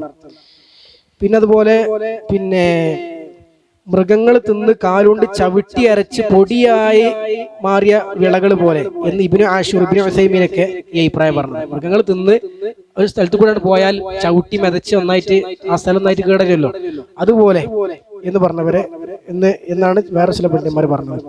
അതുപോലെ പഴകി ദ്രവിച്ചത് എന്നും ചില താബീങ്ങളൊക്കെ പറഞ്ഞു കാണാൻ സാധിക്കും. മുഖാത്ത് ഇബ്നു സുലൈമാൻ പോലുള്ള താബീങ്ങളൊക്കെ പറഞ്ഞ അർത്ഥം പഴകി ദ്രവിച്ചു പോയത് എന്നർത്ഥമൊക്കെ പറഞ്ഞിട്ടുണ്ട്. ഇതാണ് ഇതിലുള്ള ഈ സൂറത്തിലുള്ള പ്രധാനപ്പെട്ട ചില പദങ്ങൾ. ഇനി നമ്മൾ ആയത്തുകളിലേക്ക് കടക്കാം. അലം തറ കൈഫ ഫഅല റബ്ബുക ബിഅസ്ഹാബിൽ ഫീൽ. അല്ലാഹു സുബ്ഹാനഹു വ തആല മുഹമ്മദ് നബി സല്ലല്ലാഹു അലൈഹി വസല്ലമയോട് ചോദിക്കുകയാണ്, അലം തറ, നീ കണ്ടില്ലയോ, പ്രവാചകരെ നിങ്ങൾ കണ്ടില്ലയോ, കൈഫ ഫഅല, കൈഫ എങ്ങനെ, ഫഅല ചെയ്തു, എങ്ങനെയാണ് ചെയ്തതെന്ന് നീ കണ്ടില്ലയോ, റബ്ബുക നിന്റെ രക്ഷിതാവ് നിന്റെ റബ്ബ് എങ്ങനെയാണ് ചെയ്തതെന്ന് നീ കണ്ടില്ലയോ, ബി അസ്ഹാബിൽ ഫീൽ, ആനക്കാരെ കൊണ്ട് ആനപ്പടയെ കൊണ്ട് നിന്റെ റബ്ബ് എന്ത് ചെയ്തു എന്ന് നീ കണ്ടില്ലയോ എന്ന് റസൂലുള്ളാഹി സ്വല്ലല്ലാഹു അലൈഹി വസല്ലമയോടാണോ ഈ പിന്നെ ഖിതാബ്, ഈ സംഭാഷണം അല്ലാഹുവിന്റെ റസൂലിനെ അഭിമുഖീകരിച്ചുകൊണ്ടാണോ, അതല്ല പൊതുവെ എല്ലാവരോടാണോ എന്ന് രണ്ട് അഭിപ്രായമുണ്ട്. അള്ളാഹുവിന്റെ റസൂലിനോടാണെന്നുള്ളതാണ് ഏറ്റവും പ്രബലം. അപ്പൊ റസൂലുള്ളാഹി സ്വല്ലല്ലാഹു അലൈഹി വസല്ലമ ഈ സംഭവം കണ്ടുകണോ? ഇല്ല. ആനക്കലഹ സംഭവം ഉണ്ടായതിനു ശേഷമാണ് റസൂലുള്ളാഹി സ്വല്ലല്ലാഹു അലൈഹി വസല്ലമ ജനിക്കുന്നത് തന്നെ. അപ്പൊ എന്താ താങ്കൾ കണ്ടില്ലയോ എന്ന് ചോദിച്ചത് അർത്ഥം എന്താ? അത് താങ്കൾ അറിഞ്ഞില്ലയോ എന്ന അർത്ഥത്തിൽ ചോദിക്കണം.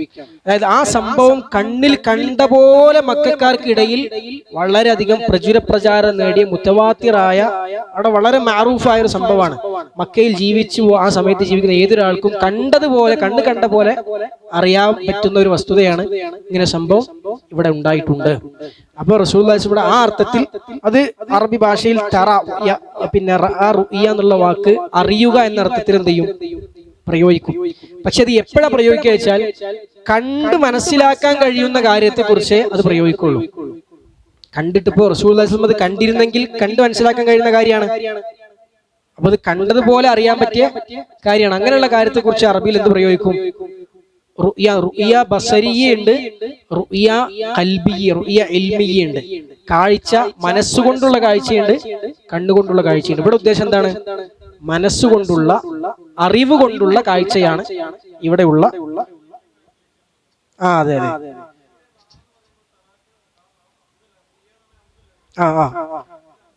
ഇല്ല, അതായത് റുഇയത്ത് എന്നുള്ളത് ആ പദത്തിന്റെ മസ്ദറാണ്. അങ്ങനെ ചോദ്യങ്ങൾ ചോദിക്കണോണ്ട് എനിക്ക് പിന്നെ താല്പര്യമുള്ളൂ, പക്ഷെ ബാക്കിയുള്ളവർക്ക് ചടക്കൂല എന്നാണ് ഞാൻ വിചാരിക്കുന്നത്. അറിയാത്തതാണെങ്കിൽ പറയില്ല എന്നുള്ളൂ. അടുത്ത ക്ലാസ്സിൽ പറഞ്ഞു പറ്റും, നമുക്കും പഠിക്കാൻ പറ്റുമല്ലോ. ഇപ്പൊ റഅ എന്നുള്ളതാണ് അതിന്റെ ഫിഅലു മാദി.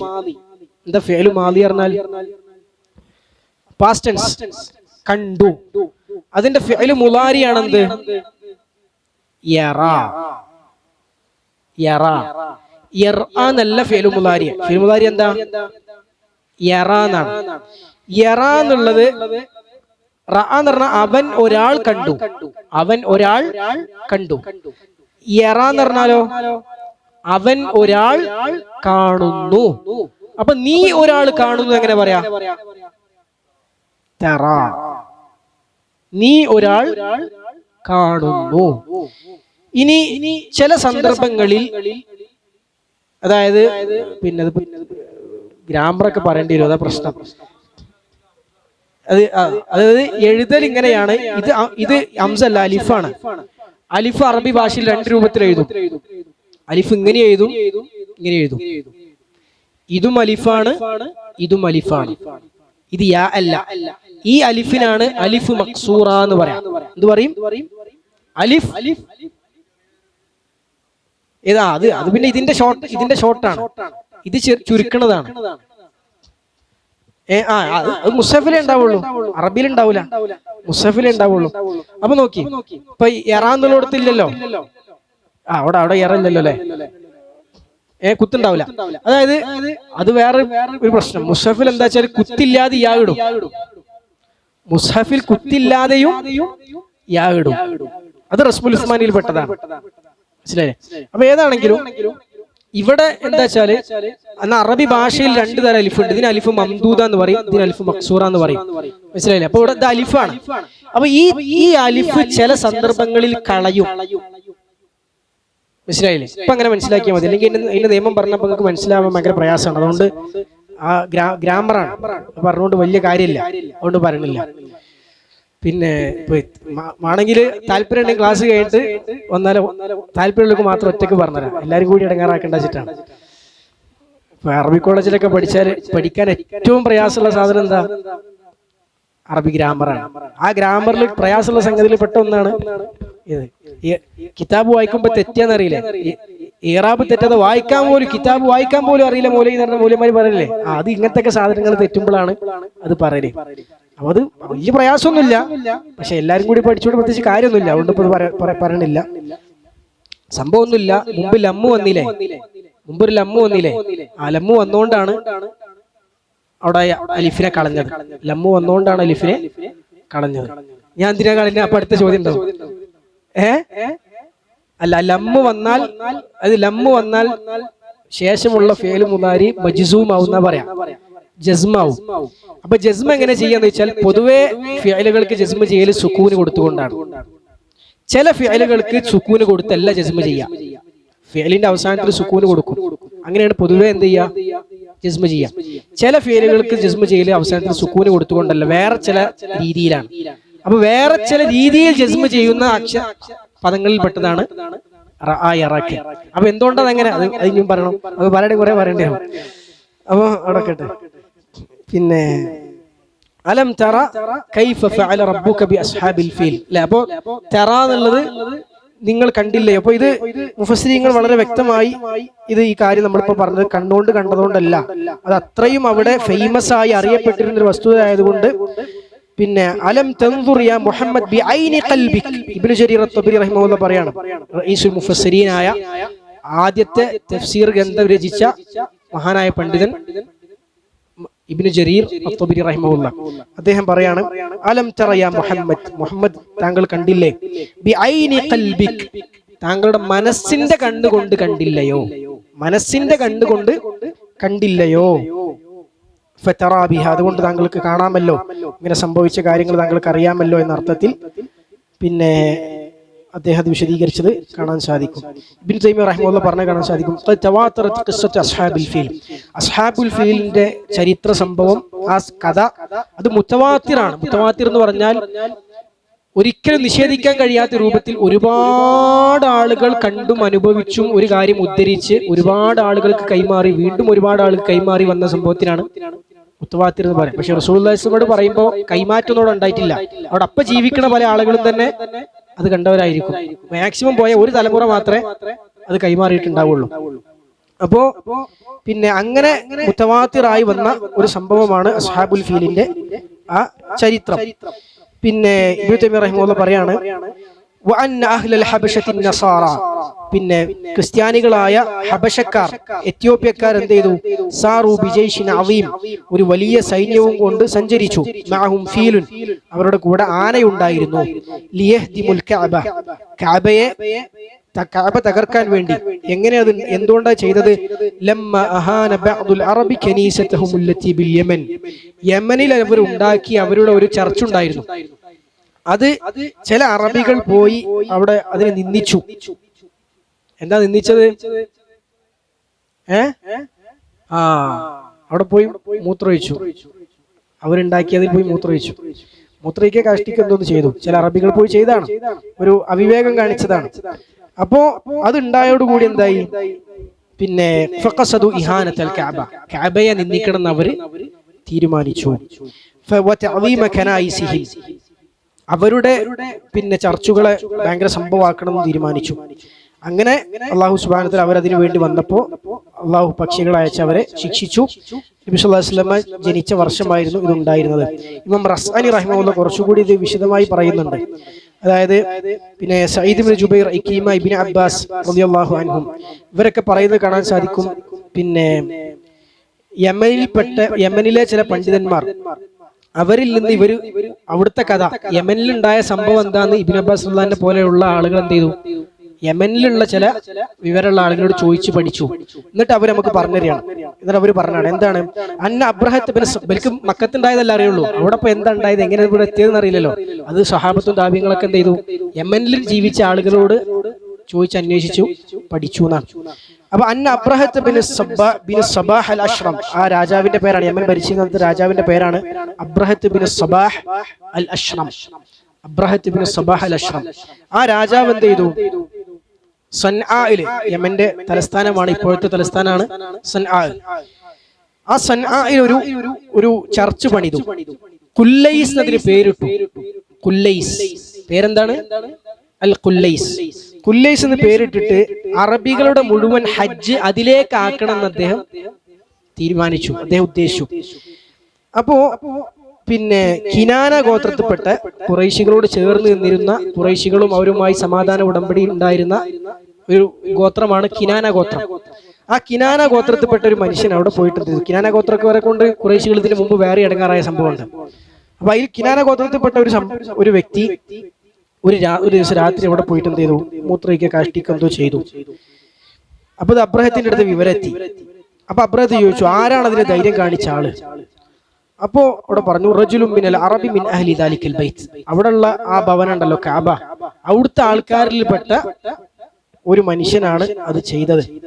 സമിഅ ബില്ലദീ ഖുൽത്, നിങ്ങൾ പറഞ്ഞല്ലോ അറബികളെ മുഴുവൻ ഹജ്ജ് ഇങ്ങോട്ട് യമൻക്ക് സൊനാക്ക് കൊണ്ടുവരെന്ന് പറഞ്ഞില്ലേ, അത് കേട്ടതിന്റെ പേരിലാണ് എന്ത് ചെയ്തത്, അദ്ദേഹം ചെയ്തത് എന്ന് പറഞ്ഞു.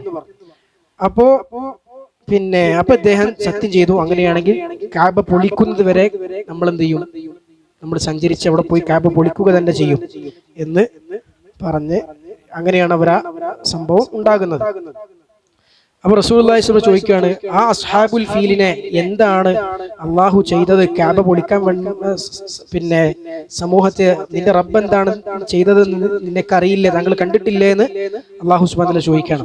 അബൂ ഹുറൈറ റളിയല്ലാഹു അൻഹു നിവേദനം ചെയ്യുന്ന ബുഖാരി മുസ്ലിം റിപ്പോർട്ട് ചെയ്ത ഹദീസിൽ കാണാൻ സാധിക്കും, ലമ്മ ഫതഹല്ലാഹു അലാ റസൂലിഹി സ്വല്ലല്ലാഹു അലൈഹി വസല്ലം മക്ക, അള്ളാഹു സുബ്ഹാനഹു വ തആല അവന്റെ റസൂലിന് മക്ക വിജയം നൽകിയപ്പോൾ, മക്കയുടെ വിജയം നൽകിയപ്പോൾ, മക്ക ഫത്ഹിന്റെ അന്ന്, ഖാമ ഫിന്നാസ്, അല്ലാഹുവിന്റെ റസൂൽ സ്വല്ലല്ലാഹു അലൈഹി വസല്ലം ജനങ്ങളിൽ എഴുന്നേറ്റ് വന്നു.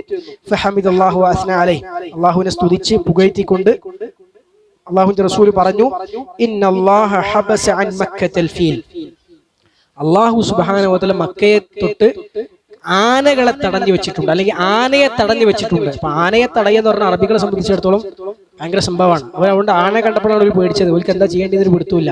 ഓല് പഠിച്ച ഒരു യുദ്ധതന്ത്രത്തിലും ആനനെ എങ്ങനെ തോൽപ്പിക്കേണ്ടതെന്ന് അവർക്കറിയില്ല. അപ്പോ അള്ളാഹുവിന്റെ റസൂൽ പറയാണ്, അള്ളാഹു മക്കയിൽ നിന്ന് ആനയെ തടഞ്ഞു വെച്ചിട്ടുണ്ട്. എന്നിട്ട് ആ മക്കയ്ക്ക് ഇപ്പോൾ ഇതാ അവന്റെ പ്രവാചകനും മുഅ്മിനീങ്ങൾക്കും അള്ളാഹു അധികാരം കൊടുത്തിരിക്കുകയാണ്. എനിക്ക് മുമ്പുള്ള ഒരാൾക്കും ഇത് അനുവദിക്കപ്പെട്ടതായിരുന്നില്ല. മക്ക പിടിച്ചടക്കുക എന്നുള്ളത്, മക്കയിലേക്ക് ആയുധവുമായി വരിക എന്നുള്ളത് അനുവദിക്കപ്പെട്ടിരുന്നില്ല. എനിക്ക് തന്നെയും പകലിന്റെ ചെറിയൊരു സമയം മാത്രമാണ് ഇത് അനുവദനീയമായിട്ടുള്ളത്. എനിക്ക് ശേഷവും ഒരാൾക്കും ഇതിന് അനുവാദം നൽകപ്പെട്ടിട്ടില്ല എന്ന് റസൂലുള്ളാഹി സ്വല്ലല്ലാഹു അലൈഹി വസല്ലം പറഞ്ഞു. അപ്പൊ ഇവിടെ അള്ളാഹുവിന്റെ റസൂൽ പ്രവാചകൻ സ്വല്ലല്ലാഹു അലൈഹി വസല്ലം നുബുവത്തിന്റെ ഒരു തെളിവ് കൂടിയാണ്. കാരണം മക്കയെ തകർക്കാൻ വേണ്ടി തീരുമാനിച്ച ഒരാൾക്കും അതിനെന്ത് ചെയ്തിട്ടില്ല, ചരിത്രത്തിൽ സാധിച്ചിട്ടില്ല. അള്ളാഹു അവരെയൊക്കെ ശിക്ഷിക്കുകയോ പാഠം പഠിപ്പിക്കുകയോ അവരെ പിന്നെ ആ അർത്ഥത്തിൽ അവർക്ക് അതിന് അർഹമായ നിന്ദ്യത ദുനിയാവ് തന്നെ കൊടുത്തിട്ടുണ്ട്. പക്ഷെ സംരക്ഷിച്ച് നിർത്തിയിട്ടുണ്ട്. അങ്ങനെ പറഞ്ഞ ഉദ്ദേശം അതല്ല, നമുക്ക് വരട്ടെ. അപ്പൊ എല്ലാവരും അള്ളാഹു ശിക്ഷിക്കുകയോ അതിന് സമ്മതിക്കാതിരിക്കുകയോ, ഇനി അത് ചെയ്തവരാണെങ്കിലും കുറച്ചു കാലം കഴിഞ്ഞ മുമ്പ് തന്നെ അവർക്ക് അതിനുള്ള നിന്ദ്യതയും ശിക്ഷയും ഒക്കെ അനുഭവിക്കുകയും ചെയ്തിട്ടുണ്ട്. പക്ഷെ റസൂലുള്ളാഹി സ്വല്ലല്ലാഹു അലൈഹി വസല്ലം സ്വഹാബത്ത് മക്കയിൽ വന്നു, മക്ക ജയിച്ചടക്കി, അവിടെ ഉണ്ടായിരുന്ന വിഗ്രഹങ്ങൾ മുഴുവൻ തകർത്തു. പക്ഷെ അള്ളാഹുവിന്റെ റസൂലിന്റെ സ്വഹാബത്തിനോ അതിന്റെ പേരിൽ നിന്ദ്യത ഉണ്ടായിട്ടുണ്ടോ? ഇല്ല. അള്ളാഹുവിന്റെ റസൂലിനെ അള്ളാഹു തടഞ്ഞിട്ടുണ്ടോ? എന്തെങ്കിലും ഒരു തടസ്സം നേരിട്ടിട്ടുണ്ടോ? ഒരു പരീക്ഷണം ഉണ്ടായിട്ടുണ്ടോ? ഒന്നും ഉണ്ടായിട്ടില്ല. അപ്പൊ എന്തുകൊണ്ട്? അതാണ് റസൂലുള്ള പറയണത്, എന്റെ മുമ്പ് ആനയെ വരെ അള്ളാഹ് തടഞ്ഞിട്ടുണ്ട്, എന്നെയും മുഅ്മിനീങ്ങൾ എന്ത് ചെയ്തിട്ടില്ല? അള്ളാഹു തടഞ്ഞിട്ടില്ല. അത് എന്തിന്റെ തെളിവാണ്? മുഹമ്മദ് വസല്ലം അള്ളാഹുവിന്റെ റസൂലാണ്, അള്ളാഹ് പറഞ്ഞിട്ടാണ് അങ്ങോട്ട് വന്നതിന്റെ തെളിവാണ്. അള്ളാഹുവിന്റെ റസൂൽ അല്ലായിരുന്നെങ്കിൽ അള്ളാഹു ശിക്ഷിക്കണമായിരുന്നു. കാരണം അള്ളാഹു ശിക്ഷിക്കും, അള്ളാഹു നിന്ദ്യത കൊടുക്കും, കാരണം അവന്റെ ഭവനമാണ്. അപ്പോ അള്ളാഹു മുമ്പ് അങ്ങനെ ശിക്ഷിച്ചിട്ടുണ്ട്. പക്ഷെ എന്നിട്ടും എന്തുകൊണ്ട് റസൂലുള്ളാഹിക്കും വിശ്വാസികൾക്ക് വന്നില്ല? മുഹമ്മദ് സ്വല്ലല്ലാഹു അലൈഹി വസല്ലം അള്ളാഹുവിന്റെ റസൂലായത് കൊണ്ടാണ് എന്ന് പണ്ഡിതന്മാർ ഈ സംഭവം ഉദ്ധരിച്ച് തെളിവ് ഉദ്ധരിച്ചതും കാണാൻ സാധിക്കും. ഖബീല എന്ന് പറഞ്ഞ ഗോത്രം, കുടുംബം, കുടുംബം എന്നുള്ള അർത്ഥം. അതായത് ഒരു കോമൺ ആൻസിസ്റ്ററിന്റെ അടുത്ത് നിന്ന് വരുന്ന ആളുകൾ, എല്ലാവരും ഖുറൈശികളാണ്. പിന്നെ ഇനി അടുത്തത് എന്താ? അലം യജ്അൽ കൈദഹും ഫീ തദ്ലീൽ. അത് ഖുറൈശികൾ തന്നെ ഖബീല, ബത്ന്, അങ്ങനെ കുറെ സാധനങ്ങളുണ്ട്. ഗോത്രം, ഉപഗോത്രം, അതിന്റെ ഉള്ളിൽ വേറെ കുറെ ഫഖിദ്, അങ്ങനെ പലതും ഉണ്ട്. അപ്പോൾ അത് ഓരോന്നും ഓരോ ഡിഗ്രിയാണ്. കുറച്ചും കൂടി മേപ്പിട്ട് പോയ ഖബീലാവും, കുറച്ച് താഴത്തേക്ക് വന്ന ബത്നാവും, കുറച്ചും കൂടി താഴത്തേക്ക് വന്ന ഫഖിദാവും, അങ്ങനെ ഓരോന്നാണ്. അപ്പോൾ എല്ലാവരും ഖുറൈശ് എന്ന് പറഞ്ഞ ഒരു ഇതിൽ ഖുറൈശികളിൽ പെട്ടവരാണ്. അശ്റത്തുൽ മുബശ്ശിരീനും പ്രമുഖരായ ഒട്ടുമിക്ക സ്വഹാബത്തും ഖുറൈശികളിൽ പെട്ടവരാണ്. അല്ലെങ്കിൽ പിന്നെ അൻസാരികളാവണം, അല്ലെങ്കിൽ ഖുറൈശികളെ പുറത്തുള്ളവരൊക്കെ ഉണ്ട്. പക്ഷെ പിന്നെ ആദ്യം ഇസ്ലാമിക്കിൽ കയറി വന്നവരും പിന്നെ അശ്റത്തുൽ മുബശ്ശിരീനും അങ്ങനെയുള്ള ആളുകളൊക്കെ ഖുറൈശികളാണ്. ഇനി അലം യജ്അൽ റസൂലുള്ളാഹി സ്വല്ലല്ലാഹു പ്രത്യേകം പറഞ്ഞില്ല, അൽ അഇമ്മത്തു മിൻ ഖുറൈശ്, അൽ അഇമ്മത്തു മിൻ ഖുറൈശ്. ഇമാമുകൾ ഉണ്ടാകേണ്ടത് എന്ന് വെച്ചാൽ ഭരണാധികാരികൾ ഉണ്ടാകേണ്ടത് ഖുറൈശികളിൽ നിന്നാണ് എന്ന് റസൂലുള്ളാഹി സ്വല്ലല്ലാഹു പ്രത്യേക ഒരു ഹദീസിൽ പറഞ്ഞു കാണാൻ സാധിക്കും. അലം യജ്അൽ കൈദഹും, ആ ഹദീസിലാണ് അൻസാരികളും മുഹാജിറുകളും തമ്മിൽ ഉണ്ടായിരുന്ന ചർച്ച എന്തായത്? ഒത്തുതീർപ്പായത്. അലം യജ്അൽ കൈദഹും ഫീ തദ്ലീൽ, അലം യജ്അൽ കൈദഹും ഫീ തദ്ലീൽ. അല്ലാഹു സുബ്ഹാനഹു വ തആല ചോദിക്കുകയാണ്, അലം യജ്അൽ, അല്ലാഹു ജഅല, യജ്അൽ പറഞ്ഞ ആക്കുക, നിശ്ചയിക്കുക. അല്ലാഹു ആക്കിയിട്ടില്ലയോ, അവൻ ആക്കിയിട്ടില്ലയോ, കൈദഹും അവരുടെ കുതന്ത്രത്തെ ആക്കിയിട്ടില്ലയോ, ഫീ തദ്ലീൽ അത് പാഴായി പോകുന്ന, നിഷ്ഫലമായി പോകുന്ന, അതുകൊണ്ട് ഫലം കാണാത്തൊരവസ്ഥയിലേക്ക്, അവർ കഠിനാധ്വാനം ചെയ്ത് ഇടങ്ങാറായി ഉണ്ടാക്കിയ പണിയൊക്കെ വേസ്റ്റ് ആയി പോകുന്ന ഒരു അവസ്ഥയിലേക്ക് അള്ളാഹു ആക്കിയില്ലയോ എന്ന് അള്ളാഹു സുബ്ഹാനഹു വ തആല ചോദിക്കണം. അപ്പൊ എന്താണ്, എങ്ങനെയാണ് അതാക്കിയത്? വഅർസല അലൈഹിം തയ്റൻ, വഅർസല അവൻ അയച്ചു, അലൈഹിം അവരുടെ മേൽ അയച്ചു, തയ്റൻ പക്ഷികളെ അയച്ചു, പക്ഷികളെ അയച്ചു, അബാബീൽ, അബാബീൽ എന്ന് പറഞ്ഞാൽ ജമാഅത്തിൻ കസീറത്തൻ മുതഫർരിഖത്തൻ, ധാരാളമായുള്ള സംഘങ്ങളായി, പിന്നെ വ്യത്യസ്തരായ ധാരാളം സംഘങ്ങളായി പക്ഷികൾ അല്ലാഹു നിയോഗിച്ചു. ചിലർ അർത്ഥം പറയുമ്പോൾ വലിയൊരു ഭീമാബദ്ധം ഇവിടെ പറ്റാറുണ്ട്. അബാബീൽ പക്ഷികൾ എന്ന് പറയും, പക്ഷികളുടെ പേരാണ് അബാബീൽ എന്ന അർത്ഥത്തിൽ. അങ്ങനെയല്ല. അബാബീൽ എന്ന് പറഞ്ഞാൽ ധാരാളം കൂട്ടമായി സംഘങ്ങളായി അള്ളാഹു നിയോഗിച്ചു എന്നുള്ള അർത്ഥമാണ്. അല്ലാതെ അബാബീൽ എന്നുള്ളത് പക്ഷിയുടെ പേരല്ല. അപ്പൊ ഒന്നിന് തുടരെ ഒന്നായി വരുന്ന രൂപത്തിൽ സംഘങ്ങളായി അള്ളാഹു സുബ്ഹാനഹു വ തആല പക്ഷികളെ അയച്ചവരെ ശിക്ഷിച്ചു. എങ്ങനെ ശിക്ഷിച്ചത്? തെർമീഹിം, റമിയ റമാ എർമി എന്ന് പറഞ്ഞാൽ എറിയുക, റമാ എർമി എറിയ, തെർമി ആ പക്ഷികൾ എറിയുന്നു, ഹിം അവരെ എറിയുന്നു, ബിഹിജാറത്തിൻ കല്ലുകൊണ്ടെറിയുന്നു, മിൻ സിജ്ജീൽ മിൻ തീനിൻ സുൽബിൻ യാബിസ് ഉണങ്ങിയ പിന്നെ ശക്തമായ മണ്ണുകൊണ്ടുള്ള കല്ലുകൾ, എന്ന് വെച്ചാൽ കല്ല് പോലെ ആയ ഇഷ്ടിക കല്ലുകൾ എന്നുള്ള അർത്ഥം. ചൂട് വെച്ച് അങ്ങനെ ഉണ്ടാക്കിയ കളിമണ്ണ് കൊണ്ടുള്ള കല്ലുകൾ കൊണ്ട് അവരെ എറിയുന്നു. ഫജഅലഹും കഅസ്ഫിൻ മഅകൂൽ, അപ്പോൾ അതിലൂടെ ജഅലഹും അവരെ അല്ലാഹു ആക്കി തീർത്തു, കഅസ്ഫിൻ ലമിസ്ല സർഇൻ അക്ലതഹു ദവാബ്, കന്നുകാലികൾ തിന്ന് പിന്നെ എന്നിട്ട് കാഷ്ടിച്ച് ഉണങ്ങി ഛിന്ന ഭിന്നമായി കിടക്കുന്ന കാഷ്ടങ്ങളെ പോലെ അവരാക്കി തീർത്തു. അള്ളാഹു അങ്ങനെ ആക്കിയില്ലയോ എന്ന് അള്ളാഹു സുബ്ഹാനഹു വ തആല ചോദിക്കണം. അപ്പൊ അതാണ് ഈ സൂറത്തിന്റെ ഒരു തഫ്സീർ എന്ന് പറഞ്ഞാൽ. ഈ സൂറത്തിലുള്ള നമുക്കുള്ള ഗുണപാഠങ്ങൾ ഏറ്റവും പ്രധാനപ്പെട്ട ഒന്നാമത്തെ ഗുണപാഠം എന്താ വെച്ചാൽ, അള്ളാഹു സുബ്ഹാനഹു വ തആല നമ്മളെ പഠിപ്പിക്കണം എന്താ വെച്ചാൽ, കുല്ലു മൻ അറാദൽ ഹഖ്ഖ ബിസൂ, ന്യായത്തെ സത്യത്തെ ഉപദ്രവിക്കാനും മോശമാക്കാനും നിന്ദിക്കാനും അതിന് സത്യത്തിന് അതിന്റെ ആളുകളെ പ്രയാസപ്പെടുത്താനും ആരുദ്ദേശിച്ചാലും അവരുടെ തന്ത്രങ്ങളെ അവർക്ക് നേരെ തന്നെ അള്ളാഹു എന്ത് ചെയ്യും, തിരിച്ചുവിടും. അവർക്ക് തന്നെ അത് ശിക്ഷയായി ഭവിക്കുന്ന അവസ്ഥ പടച്ച റബ്ബ് ഉണ്ടാക്കുമെന്നുള്ള ഏറ്റവും വലിയ തെളിവാണ് ഈ സൂറത്ത് അല്ലെ. കഅബ പൊളിക്കാൻ വന്ന ആളുകൾ അവർ തന്നെ എന്തായി പൂർണ്ണമായും നാമാവിശേഷമായി തീരുന്ന അവസ്ഥയിലേക്ക് പടച്ച റബ്ബ് അവരെ ആക്കി. അപ്പൊ അള്ളാഹുവിന്റെ മഹാരിമുകൾ, അള്ളാഹു ആദരിച്ച, അള്ളാഹു തഅദീം ചെയ്ത് അള്ളാഹു ബഹുമാനിക്കുന്ന ഭവനങ്ങളെ നിന്ദിക്കാൻ മുതിരുന്ന ആളുകൾ അള്ളാഹു എന്തെങ്കിലും ഒരിക്കലും വെറുതെ വിടുകയില്ല അല്ലെ. ഇപ്പോ ഇസ്ലാമിക ചരിത്രത്തിൽ കഅബയെ, മസ്ജിദുൽ ഹറാമിനെ ആക്രമിക്കാൻ മുതിർന്നവരാരാ? ഷിയാക്കളാണ്. ഏറ്റവും അധികം ആധുനിക കാലഘട്ടത്തിലും മുൻകാലഘട്ടത്തിലും എക്കാലഘട്ടത്തിലും ഏറ്റവും അധികം ഹറമുകളിലേക്ക് ആക്രമണങ്ങൾ അയച്ചുവിട്ടതും ഹാജിമാരെ കൊല്ലാൻ നോക്കിയതും ആക്രമണങ്ങൾ ഉണ്ടാക്കിയതും ഒക്കെ ഷിയാക്കളാണ്. അത് ഭരണകൂടത്തെ തകർക്കെന്നുള്ള അവർ പറയല്, ഭരണകൂടത്തെ പ്രതിസന്ധിയിലാക്കുക, സമ്മർദ്ദത്തിലാക്കുക. പക്ഷെ അതിന്റെ പേരിൽ എന്ത് ചെയ്യാൻ പറ്റൂല, അള്ളാന്റെ ബൈത്ത് ആക്രമിക്കുക എന്നുള്ളത് ഒരു വിശ്വാസിക്ക് ഒരിക്കലും സഹിക്കാൻ കഴിയുന്ന കാര്യമല്ല. മസ്ജിദുൽ ഹറാമിനെ ആക്രമിക്കുക എന്നുള്ളത് വിശ്വാസികൾക്ക് ഒരിക്കലും സഹിക്കാൻ കഴിയുന്ന കാര്യമല്ല, സഹിക്കാൻ പാടില്ല. അള്ളാഹു ഒരിക്കലും സഹിക്കാത്ത കാര്യമാണ് അല്ലെ. ഈ സൂറത്ത് അതിന് ഏറ്റവും വലിയ തെളിവാണ്. അതിപ്പോ നമ്മൾ പറയുകയാണെങ്കിൽ ഇപ്പൊ എന്താ നമ്മൾ പറയാ, അത് ഓലോട് ചോദിക്കണം, ഓൽക്കറിയില്ല എന്നുള്ളത്. അത് അവരെന്താന്ന് മനസ്സിലാക്കാത്തതുകൊണ്ടാണ് ഈ ചോദ്യം. ശരിക്കും ഷിയായിസം എന്താണെന്ന് മനസ്സിലാക്കാത്തതുകൊണ്ടാണ് ഈ ചോദ്യം. അബൂബക്കർ നാബൽസി എന്ന് പറഞ്ഞ ഒരു പണ്ഡിതൻ, ഫാത്തിമി ഭരണകൂടം സ്ഥാപിതമായ ഷിയാക്കളിൽപ്പെട്ട ഫാത്തിമിയാക്കൾ ഉണ്ടായിരുന്ന കാലഘട്ടത്തിൽ ജീവിച്ച അഹ്ലുസുന്നയുടെ വലിയ പണ്ഡിതനാണ്. അദ്ദേഹം ഒരിക്കൽ പറഞ്ഞു, എനിക്ക് 10 അമ്പുകൾ ഉണ്ടെങ്കിൽ അതിൽ 9 അമ്പും ഞാൻ ഫാത്തിമിയാക്കളെ നേർക്ക് വിടും, ഒരു അമ്പ് മാത്രം ഞാൻ റോമക്കാരെ നേർക്ക് വിടും. അപ്പൊ ഈ വിവരം ഫാത്തിമി ഭരണകൂടത്തിന്റെ അടുത്ത് ഭരണാധികാരിന്റെ അടുത്തെത്തി. ഭരണാധികാരി അദ്ദേഹത്തെ വിളിപ്പിച്ചു. എന്നിട്ട് ചോദിച്ചു, നിങ്ങൾ ഇങ്ങനെ പറഞ്ഞു ചോദിച്ചു. അപ്പൊ അദ്ദേഹം പറഞ്ഞു, ഞാൻ അതല്ല പറഞ്ഞത്, എനിക്ക് 10 അമ്പാണുള്ള 10 ഞാൻ നിങ്ങളെ നേർക്ക് വിടും, 10 ഞാൻ നിങ്ങളെ നേർക്ക് വിടും. കാരണം നിങ്ങൾ സ്വാലിഹീങ്ങളെ വധിച്ചു കളയുന്നു, അള്ളാഹുവിന്റെ ദീനിനെ കളങ്കപ്പെടുത്തുന്നു, ഇസ്ലാമിനും മുസ്ലിമീങ്ങൾക്കും ഭീഷണിയാകുന്നു എന്ന് അദ്ദേഹം പറഞ്ഞു. സലാഹുദ്ദീൻ അയ്യൂബി റഹിമഹുല്ല, അദ്ദേഹം ഖുദ്സ് മോചിപ്പിച്ച ഉമർലാന് കഴിഞ്ഞാൽ പിന്നെ ഖുദ്സ് മോചിപ്പിച്ചത് ആരാ? സലാഹുദ്ദീൻ അയ്യൂബിയാണ്. ഖുദ്സ് മോചിപ്പിക്കുന്നതിന് മുമ്പ് അദ്ദേഹം ചെയ്ത പണി എന്താ? ഫാത്തിമി ഭരണകൂടത്തിനെ യുദ്ധം ചെയ്ത് തോൽപ്പിച്ചു.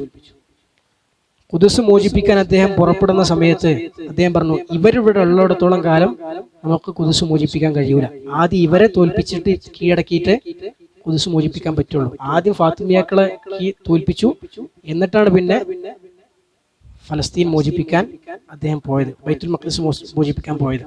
നിങ്ങൾ ആലോചിച്ച് നോക്കി, ഇന്നിപ്പം ഇസ്ലാമിക ഭരണാധികാരികളെ തീരുമാനിക്കുകയാണ്, ആദ്യം മുസ്ലിമീങ്ങൾക്ക് ഇസ്ലാമിന് ഏറ്റവും വലിയ കൂടിയ ശത്രുക്കളായ ഷിയാക്കളെ ആദ്യം തീർക്കാം, എന്നിട്ട് നമുക്ക് എന്ത് ചെയ്യാം, ഇസ്രായേലിനെ ആക്രമിക്കാൻ തീരുമാനിച്ചാൽ എന്തായിരിക്കും പൊതുജനവികാരം?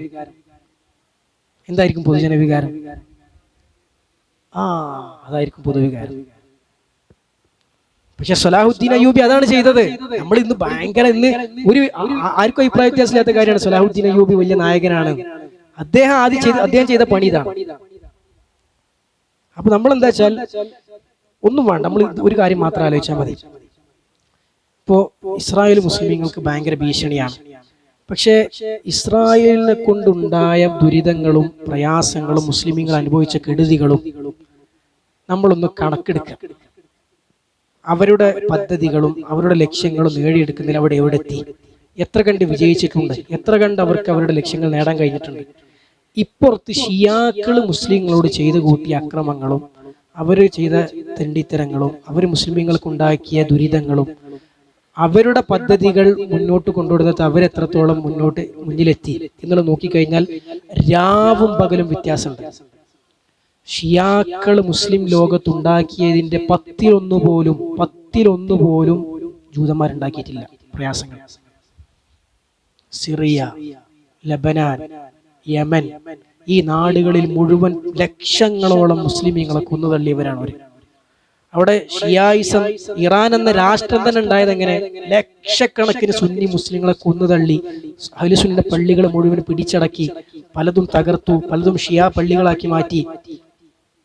ഒരുപാട് പിന്നെ മുസ്ലിം പണ്ഡിതന്മാർ അവിടുന്ന് നാട് വിട്ടുപോയി. അങ്ങനെ ഉണ്ടാക്കിയതാണ് ഇറാൻ എന്ന് പറഞ്ഞ രാജ്യം. ഇനി ഓരോ കേസ് എടുക്കുക, കൊന്ന കണക്കെടുക്കുക, ഇറാനാണോ അല്ലെങ്കിൽ ഷിയാക്കളാണോ ജൂതന്മാരാണോ മുമ്പിൽ? ഷിയാക്കളാണോ മുമ്പിൽ? പിടിച്ചടക്കിയ നാടിന്റെ വിസ്തീർണം എടുക്കുക, ഷിയാക്കളാണോ ജൂതന്മാരാണോ മുമ്പിൽ? ഷിയാക്കളാണ് മുമ്പിൽ. പിന്നെ ഇസ്ലാമിക രാഷ്ട്രങ്ങളിൽ, മുസ്ലിം രാഷ്ട്രങ്ങളിൽ അസമാധാനവും ആക്രമണവും പ്രശ്നങ്ങളും ഉണ്ടാക്കിയ തൂതെടുക്കുക, ഷിയാക്കളാണോ ജൂതന്മാരാണോ മുമ്പിൽ? ഷിയാക്കളാണോ മുമ്പിൽ. ഇസ്രായേലിൽ നിന്നോ അമേരിക്കയിൽ നിന്നോ ഏത് കാഫിര്യങ്ങളായിക്കോട്ടെ, ഇതുവരെ ഹറമക്ക് ഒരു മിസൈൽ പോയിക്കണോ? ഇതുവരെ ആധുനിക ലോകത്ത് ഒന്നും പോയിട്ടില്ല. ഓൽക്ക് ഒരു ധൈര്യം ഉണ്ടായിട്ടില്ല. ഷിയാക്കൾ എത്ര വിട്ടത്? എത്ര മിസൈലെ ഷിയാക്കൾ വിട്ടത്? എത്ര ആക്രമണങ്ങളാണ് അറിയിച്ചു വിട്ടത്? എത്ര ഹജ്ജാണ് അവർ കൊളാക്കിയത്? അപ്പൊ അവരുടെ ഉപദ്രവം, അവരുടെ ദററ് ഭയങ്കരമാണ്. മനസ്സിലായില്ലേ? മറ്റൊരു അസ്ലിയായ കാഫിര്യങ്ങളാണ് ഇവരെന്നാലും മുസ്ലിം പേരെങ്കിലും പറയണതല്ലേ, അതല്ല നോക്കേണ്ടത് നമ്മൾ. ആരെക്കൊണ്ടാണ് മുസ്ലിമീങ്ങൾക്ക് ഭീഷണി കൂടുതൽ? ആരാണ് മുസ്ലിമീങ്ങളെ ഏറ്റവും കൂടുതൽ ആക്രമിച്ചത്? ആരാണ് അവരുടെ പദ്ധതികളിൽ വിജയിച്ചത്? ഷിയാക്കളാണ്. ഷിയാക്കൾ പദ്ധതികൾ ഒരുപാട് മുന്നോട്ട് പോയിട്ടുണ്ട്, ഒരുപാട് നാടുകൾ പിടിച്ചടക്കിയിട്ടുണ്ട്. അല്ലേ? ഒരു ഇറാഖിലെ ഒരു പണ്ഡിതൻ പറഞ്ഞൊരു വാചകമുണ്ട്. അദ്ദേഹം പറയാണ്, സിറിയയിലുള്ള പിന്നെ ഹർസു സൗരി അത് ഇറാനാണ്. ലബനാനിലുള്ള ഹൂസികൾ, ലബനാനിലും യമനിലുമുള്ള ഹൂസികൾ അത് ഇറാനാണ്. ഫലസ്തീനിലുള്ള ഹമാസ് അത് ഇറാനാണ്. മനസ്സിലായോ? അവരുടെ പദ്ധതി ഒരുപാട്. ഖുത്ത ഹംസീനിയ ഉണ്ടല്ലോ, ഇനി അതും കൊടുക്കട്ടെ. ഇസ്രായേലിനൊരു ഒരു പദ്ധതി ഉണ്ട്, ഗ്രേറ്റർ ഇസ്രായേൽ പദ്ധതി ഉണ്ട്. ആ ഗ്രേറ്റർ ഇസ്രായേൽ പദ്ധതിയുടെ അതിനേക്കാളും എത്രയോ വലിയ പദ്ധതിയാണ് ഗ്രേറ്റർ ഇറാൻ. ഗ്രേറ്റർ ഇസ്രായേൽ പദ്ധതി നൈൽ നദി മുതൽ യൂഫ്രട്ടീസ് നദി വരെ നീണ്ടു നിൽക്കുന്ന ഒരു ഭാഗം, അത്ര അതിലുള്ളൂ. ഇറാന്റെ പദ്ധതി എന്ന് പറഞ്ഞാൽ അറബ് മുസ്ലിം രാഷ്ട്രങ്ങളെ മുഴുവൻ പിടിച്ചടക്കുക, ഷീസത്തിലേക്ക് കൊണ്ടുവരിക എന്നുള്ളതാണ്. ഹിസ്ബുള്ള, അതെ, ഹിസ്ബുള്ളയും പറയുന്നുണ്ട്. ഇറാഖിലെ ഹിസ്ബുള്ള അത് പിന്നെ ഇറാനാണ് എന്നൊക്കെ അദ്ദേഹം പറയുന്നത് കാണാൻ സാധിക്കും. ആക്സിസ് ഓഫ് റെസിസ്റ്റൻസ് പറഞ്ഞാണ്ട് ഇറാന്റെ IRGC ഉണ്ടാക്കിയ സാധനമാണത്. എന്താ ആക്സിസ് ഓഫ് റെസിസ്റ്റൻസ് എന്ന് പറഞ്ഞാൽ? പ്രതിരോധത്തിന് വേണ്ടിയുള്ള വലയം.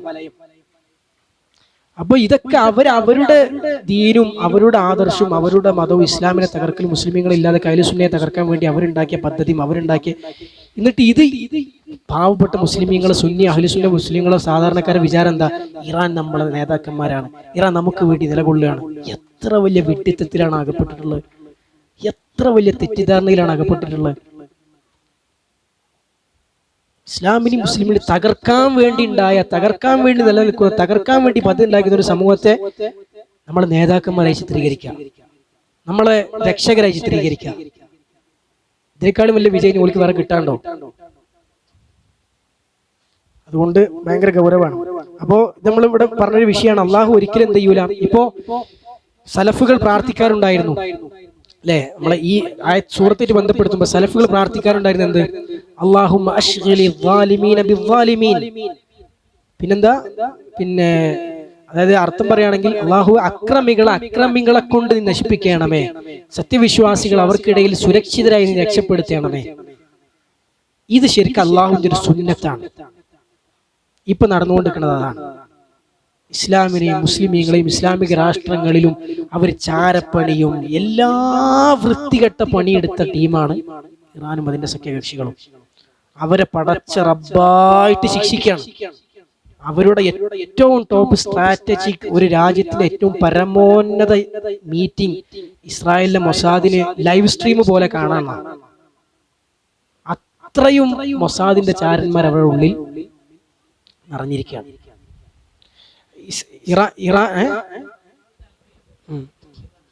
അതെ. പിന്നെ എനിക്ക് മനസ്സിലായിട്ടില്ല എന്താ പറഞ്ഞത്, അത് കൊടുക്കട്ടെ.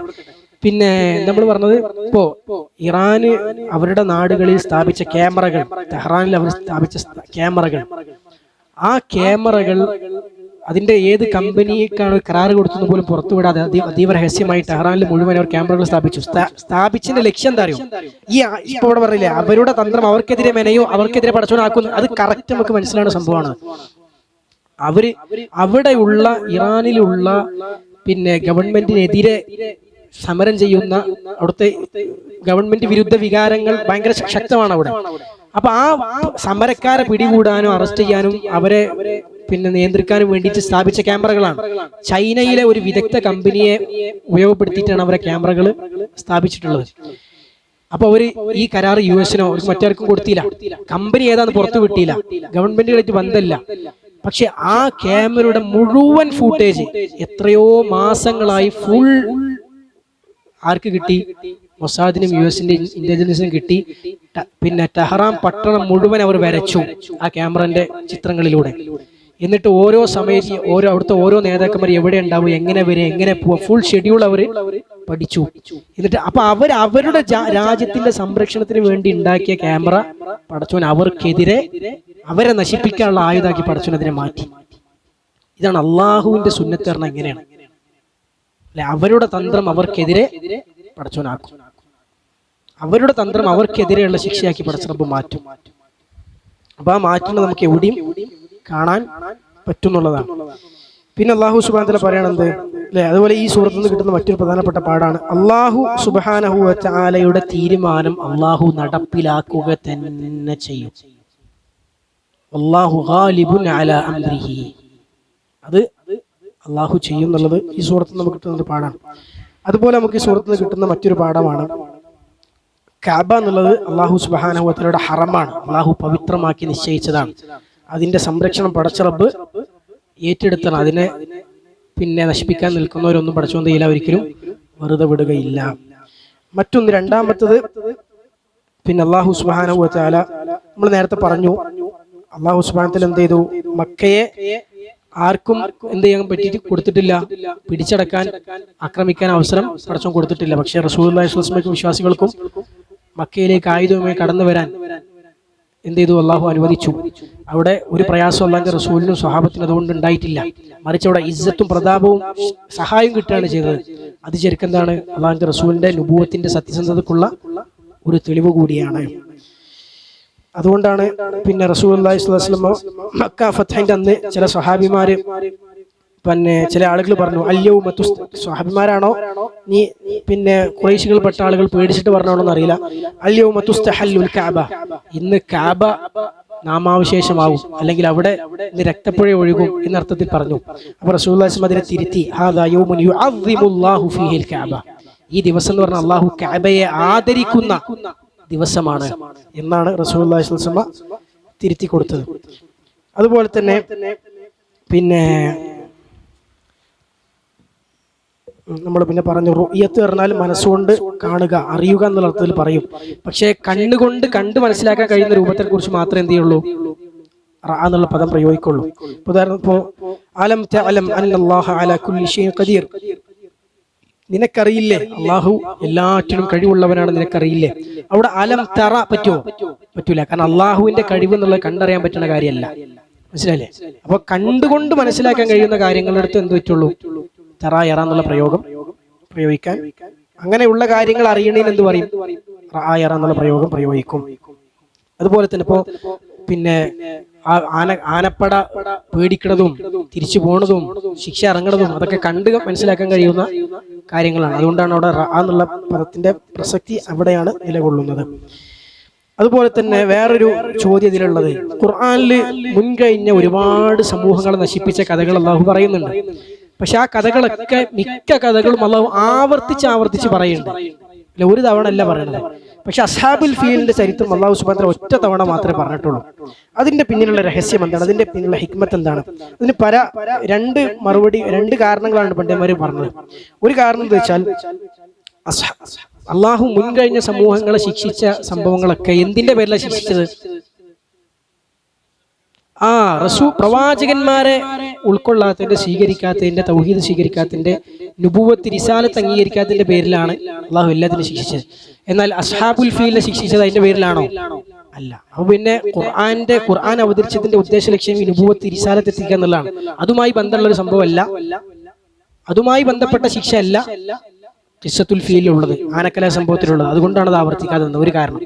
രണ്ടാമത്തെ ഒരു കാരണം പണ്ഡിതന്മാർ പറഞ്ഞത് വെച്ചാൽ, മുശ്രിക്കീങ്ങൾക്ക് അല്ലാതെ തന്നെ കുറച്ചൊരു ഒരു ഒരു ഒരു ഗുറൂർ, ഒരു സ്വയം ഒരു ആത്മവഞ്ചനയിൽ പെട്ടവരായിരുന്നു അവർ. ഞങ്ങൾ കാബന്റെ ആൾക്കാരാണ്, ഞങ്ങൾ മക്കന്റെ ആൾക്കാരാണ്, ഞങ്ങളെ പടച്ചോൻ ആകാശത്ത് നിന്ന് പക്ഷികളെ അയച്ച് സംരക്ഷിച്ചിട്ടുണ്ട്. അപ്പൊ അതിന് പടച്ച റബ്ബ് ഖുർആനിൽ പല സ്ഥലത്തും മറുപടി പറഞ്ഞിട്ടുണ്ട്. അല്ലാഹു പറയുന്നുണ്ട്, അജഅൽതും സിഖായത്തുൽ ഹാജ് വ ഇമാറത്തുൽ മസ്ജിദിൽ ഹറാം കമൻ ആമന ബില്ലാഹി വൽ യൗമിൽ ആഖിർ. സൂറത്ത് തൗബയിൽ പടച്ചോൻ ചോദിച്ചു, ഹാജിമാർക്ക് വെള്ളം കൊടുക്കുന്നു, മസ്ജിദുൽ ഹറാമിനെ പരിപാലിക്കുന്നു എന്നുള്ളതൊക്കെ അള്ളാഹുലും അവന്റെ റസൂലും വിശ്വസിക്കുന്നത് പോലെ വലിയ കാര്യമാണ് നിങ്ങൾ വിചാരിച്ചിരിക്കുകയാണോ എന്ന് അള്ളാഹു ചോദിക്കുന്നുണ്ട്. അപ്പൊ നിങ്ങളത് ഒരു വലിയ സംഭവമായി കൊണ്ടെടുക്കണ ഒരു കാര്യമാണ്. അപ്പൊ അതൊരു തെളിവുണ്ടാക്കി കൊടുക്കലാണ്, മനസ്സിലായില്ലേ? അപ്പൊ അതുകൊണ്ട് ഒറ്റ തവണ പറഞ്ഞാൽ മതി, കൂടുതൽ പറഞ്ഞിട്ട് പോലെ എന്ത് ചെയ്യണ്ട, മൂച്ചിമല് കേറ്റണ്ട. അതുപോലെ തന്നെ അള്ളാഹു സുബ്ഹാനഹു വ തആല പറയുന്നുണ്ട്, വഹും യസുദ്ദൂന അനിൽ മസ്ജിദിൽ ഹറാം. അള്ളാഹു അവർക്ക് മറുപടി കൊടുക്കുകയാണ്. അവർ മസ്ജിദുൽ ഹറാം സംരക്ഷിക്കല്ല ചെയ്തത്, മസ്ജിദുൽ ഹറാമിന് തടയാണ് അവർ ചെയ്തത്. അവർ ഒരിക്കലും അള്ളാഹിന്റെ ഔലിയാക്കളൊന്നല്ല. ഓല വാദം എന്താ, ഞങ്ങൾ അള്ളാഹിന്റെ ഔലിയാക്കളാണ്, ഞങ്ങൾ കാബയുടെ സംരക്ഷകരാണ്. പഠിച്ച മറുപടി എടുക്കുക, ഓല അള്ളാഹിന്റെ ഔലിയാക്കളൊന്നല്ല. അള്ളാഹിന്റെ ഔലിയാക്കൾ മുത്തഖീങ്ങളാണ്. പക്ഷെ അവർ അധികം ആളുകളും അറിയുന്നില്ല. അപ്പൊ ഈ ഒരു കാരണം കൊണ്ട് അവർക്ക് അതിന്റെ പേരിൽ ഒരു ഗുറൂർ വേണ്ട. അവർ ആ ഒരു വഞ്ചനയിൽ ഓലെങ്ങനെ പടച്ചോനെ പോലെ പാപങ്ങളൊക്കെ പുറത്തു കൊടുക്കും, റസൂലുള്ളാഹിന്റെ നുബുവത്ത് അംഗീകരിച്ചിട്ടില്ലെങ്കിൽ കഴിച്ചിലായി പോകും എന്ന് തെറ്റിദ്ധാരണ ഒന്നും വേണ്ട. ഈമാൻ തന്നെയാണ് ഏറ്റവും പ്രധാനം എന്നതുകൊണ്ടാണ് അള്ളാഹു ആവർത്തിക്കാതിരുന്നത് എന്നും പണ്ഡിതന്മാർ പറഞ്ഞു കാണാൻ സാധിക്കും. അതുപോലെ തന്നെ വേറൊരു ചോദ്യം ഇതിലുള്ളത്, ഈ ചോദ്യം ശരിക്കും നമ്മൾ പിന്നെ അടിവരയിടേണ്ട ഒരു ചോദ്യമാണ്. എന്ന് വെച്ചാൽ അസ്ഹാബുൽ ഈ ആന സംഘം ഉണ്ടല്ലോ, ആനപ്പട എന്ന് പറഞ്ഞാൽ അവരുടെ മതം ഏതാ? ക്രിസ്ത്യാനികളാണ്. ക്രിസ്ത്യാനികൾ അഹ്ലു കിതാബാണ്, ദീനുള്ളവരാണ്, വേദഗ്രന്ഥമുള്ളവരാണ്, ദീനുള്ളവരാണ്. അവരാണോ മറ്റോലോ ഖുറൈശികളോ? വേദഗ്രന്ഥവും ഇല്ല, ദീനും ഇല്ല, തനിച്ച ജാഹിലിയത്താണ്, വസനികളാണ്, വിഗ്രഹാരാധകരാണ്. അപ്പോ ആരാണ് സ്ഥാനം കൊണ്ട് കുറച്ച് മേലുള്ളതാരാ? ക്രിസ്ത്യാനികളെ, വേദക്കാരാണ്. പക്ഷെ എന്നിട്ടും ക്രിസ്ത്യാനികൾക്കെതിരെ പടച്ചോൻ ആരെ സഹായിച്ചു? അവിടെ ഉണ്ടായിരുന്ന വിഗ്രഹാരാധകരെ സഹായിച്ചു. അല്ലെ? ഇതെന്തുകൊണ്ടാണ് അങ്ങനെ ഉണ്ടായത്? എന്തുകൊണ്ടാണ് വിഗ്രഹാരാധകർക്ക് കാബന്റെ മേൽ അധികാരം കൊടുത്തത്? അങ്ങനെയാണ് ക്രിസ്ത്യാനികളെ കൊടുക്കേണ്ടി. ആരാധകർക്ക് കൊടുക്കേണ്ടക്കാർക്ക് ആർക്ക് കൊടുക്കണം? ക്രിസ്ത്യാനികളല്ലേ കൊടുക്കാൻ അർഹരായിട്ടുള്ളത്. അങ്ങനെ നോക്കുകയാണെങ്കിൽ എന്തുകൊണ്ട് വിഗ്രഹാരാധകർക്ക് കൊടുത്തു, ക്രിസ്ത്യാനികൾക്ക് കൊടുത്തില്ല? അയാളുടെ മറുപടി പണ്ഡിതന്മാർ പറഞ്ഞത് വെച്ചാൽ, ഒരു മറുപടി, അവിടെ ഈ ആനപ്പട എന്നുള്ള ആ സൈനിക സംഘം അവര് ശരിക്കും വാലിമീങ്ങളാണ്, അതിക്രമകാരികളാണ്. അല്ലെ? അപ്പൊ അതിക്രമകാരികളെ അള്ളാഹു ഒരിക്കലും എന്ത് ചെയ്യൂല, സഹായിക്കൂല. അതാണ് ഒരു കാരണം. രണ്ടാമത്തെ കാരണം എന്താ വെച്ചാൽ, പിന്നെ ഇവിടെ വിഗ്രഹാരാധകര് ഈ വിഗ്രഹാരാധകര് അള്ളാഹുവിന്റെ ഹക്കിൽ മാത്രമേ അവരെന്ത് ചെയ്യണുള്ളൂ, അവർക്ക് വീഴ്ച വരുത്തിയിട്ടുള്ളൂ. അവർ ആ നാട്ടിലുള്ള ആളുകളുടെ വിഷയത്തിൽ എന്ത് ചെയ്യുന്നില്ല, അടിമകളുടെ കാര്യത്തിൽ അവരെന്ത് ചെയ്യുന്നില്ല, അവർ വീഴ്ച വരുത്തുന്നില്ല. അല്ലെ? പക്ഷെ മറ്റോലോ അക്രമപരമായി ഒരു ന്യായവും നീതിയും ഇല്ലാതെ ആ നാട്ടുകാരെ മുഴുവൻ നശിപ്പിക്കാനും തകർക്കാനും വേണ്ടി വന്നതാണ്. അത് മറ്റൊരു കാരണം പണ്ഡിതന്മാർ പറഞ്ഞതാണ്. മൂന്നാമതൊരു കാരണം പണ്ഡിതന്മാർ പറഞ്ഞത് വെച്ചാൽ, റസൂലുള്ളാഹി സ്വല്ലല്ലാഹു അലൈഹി വസല്ലമയുടെ ജനനത്തിനുള്ള ഇർഹാസാത്ത് എന്ന് പറയും. ഇർഹാസാത്ത് പറഞ്ഞാൽ നുബുവത്ത് കിട്ടുന്നതിന് മുമ്പ് അള്ളാഹുവിന്റെ റസൂലിനുണ്ടായ അത്ഭുതങ്ങളാണ് ഇർഹാസാത്ത് എന്ന് പറയാം. റസൂലുള്ളാഹിക്ക് നുബുവത്ത് കിട്ടുന്നതിന് മുമ്പ് തന്നെ കുറെ അത്ഭുത സംഭവങ്ങൾ ഉണ്ടായിക്കണേ. അതിനെന്ത് പറയാ? ഇർഹാസാത്ത്. അപ്പൊ റസൂലുള്ളാഹി സ്വല്ലല്ലാഹു അലൈഹി വസല്ലമയുടെ ജനനം നടക്കാനിരിക്കുന്നു എന്നതിന്റെ തൊട്ടു മുമ്പുള്ളൊരു ഇർഹാസാത്തിൽപ്പെട്ട കാര്യമാണ് എന്ത്? അവിടെ ആ ആനപ്പടയെ അള്ളാഹു നശിപ്പിച്ചത്. അവിടെ നേരെ തിരിച്ച് ഖുറൈശികളെ നശിപ്പിച്ചില്ലെങ്കിലോ റസൂലുള്ളാഹിക്ക് അവിടെ ജനിക്കാൻ പറ്റുമോ? ഇല്ല. അപ്പൊ റസൂലുള്ളാഹി സ്വല്ലല്ലാഹു അലൈഹി വസല്ലമയുടെ ജനനം വരാനുള്ളേക്കുള്ള ഒരു പാകപ്പെടുത്തൽ, അതിനുള്ളൊരു സംഭവമാണ്. പിന്നെ നാലാമതൊരു മറുപടി ആവശ്യത്തിൽ പണ്ഡിതന്മാർ പറഞ്ഞതെന്ന് വെച്ചാൽ, പിന്നെ ശരിക്ക് കഅബയും മസ്ജിദുൽ ഹറാമും ഒക്കെ ഉണ്ടായതിന്റെ അടിസ്ഥാന ഉദ്ദേശം എന്താ? അള്ളാഹുവിനെ ആരാധിക്കുക, പടച്ച റബ്ബിന് ഇഷ്ടമുള്ള കർമ്മങ്ങൾ ചെയ്യുക, അള്ളാഹുവിന് ഉള്ള ആരാധനകൾ സമർപ്പിക്കുക അല്ലെ. അത് ഇബ്രാഹിം നബി അലൈഹി ഇസ്ലാം അതിനെ ശുദ്ധീകരിച്ചതും അവിടെ ഭജനം ഇരിക്കുന്ന അള്ളാഹുവിന് വേണ്ടി ഇത്തികാഫ് ഇരിക്കുന്ന റുക്കൂവും സുജൂദും ചെയ്യുന്ന ആളുകൾക്ക് വേണ്ടി ഉണ്ടാക്കിയതാണ് മസ്ജിദുൽ ഹറാം. പിന്നെ അവിടെ ശിർക്കും വിഗ്രഹങ്ങളും ഒക്കെ പിന്നെ അവിടെ കയറി വന്നതാണ്, പിന്നീട് അങ്ങോട്ട് കയറി വന്നതാണ്. അപ്പോൾ അടിസ്ഥാനപരമായി മസ്ജിദുൽ ഹറാം സംരക്ഷിക്കപ്പെടാനും അതിനെ സംരക്ഷിച്ച് കൊണ്ടെടുക്കുന്ന ആളുകൾ സംരക്ഷിക്കപ്പെടാനും അടിസ്ഥാനപരമായി അർഹരാണ്. കാരണം അവരതിനെ കൊണ്ടടക്കുന്നുണ്ട്. അതിനോടുള്ള ശിർക്ക് വന്നു എന്ന് വെച്ചാൽ അതിന്റെ പരിപാലനത്തിൽ അവർ വീഴ്ച വരുത്തുന്നില്ല, അതിനെ കൊണ്ടെടുക്കുന്ന വിഷയത്തിൽ അവർക്ക് എന്തിരുന്നില്ല, വീഴ്ച വരുന്നില്ല. ഏറ്റവും ത്വയ്യിബ് കഅബ പുതുക്കപ്പെടുന്നത് ചരിത്രം നമ്മളെല്ലാവരും കേട്ടിട്ടില്ലേ? എന്തുകൊണ്ടാണ് ഹിജർ എന്ന് പറഞ്ഞ ഭാഗം എന്തുകൊണ്ട് മുഴുവനായി പണിതില്ല? എന്താ കാരണം? ത്വയ്യിബായ സമ്പത്തില്ല, ത്വയ്യിബായ സമ്പത്ത് അവർക്കില്ല. അപ്പോ ഏറ്റവും വിശിഷ്ടമായത് സമ്പത്ത് മാത്രം ഉണ്ടാക്കുകയാണെങ്കിൽ അത്രേ ഉണ്ടാക്കാൻ പറ്റുള്ളൂ. അത്ര മതി. കളങ്കമുള്ള സമ്പത്തുകൊണ്ട് എന്ത് ചെയ്യണ്ട, കഅബ പണി. അപ്പൊ അത്രയും അവർക്ക് ആദരവും ബഹുമാനം എന്തിനോടുണ്ടായിരുന്നു? കഅബയോടും മസ്ജിദുൽ ഹറാമിനോടും ഉണ്ടായിരുന്നു. പിന്നെ വിഗ്രഹാരാധന എന്നുള്ളത് അതിലേക്ക് കയറി വന്നതാണ്.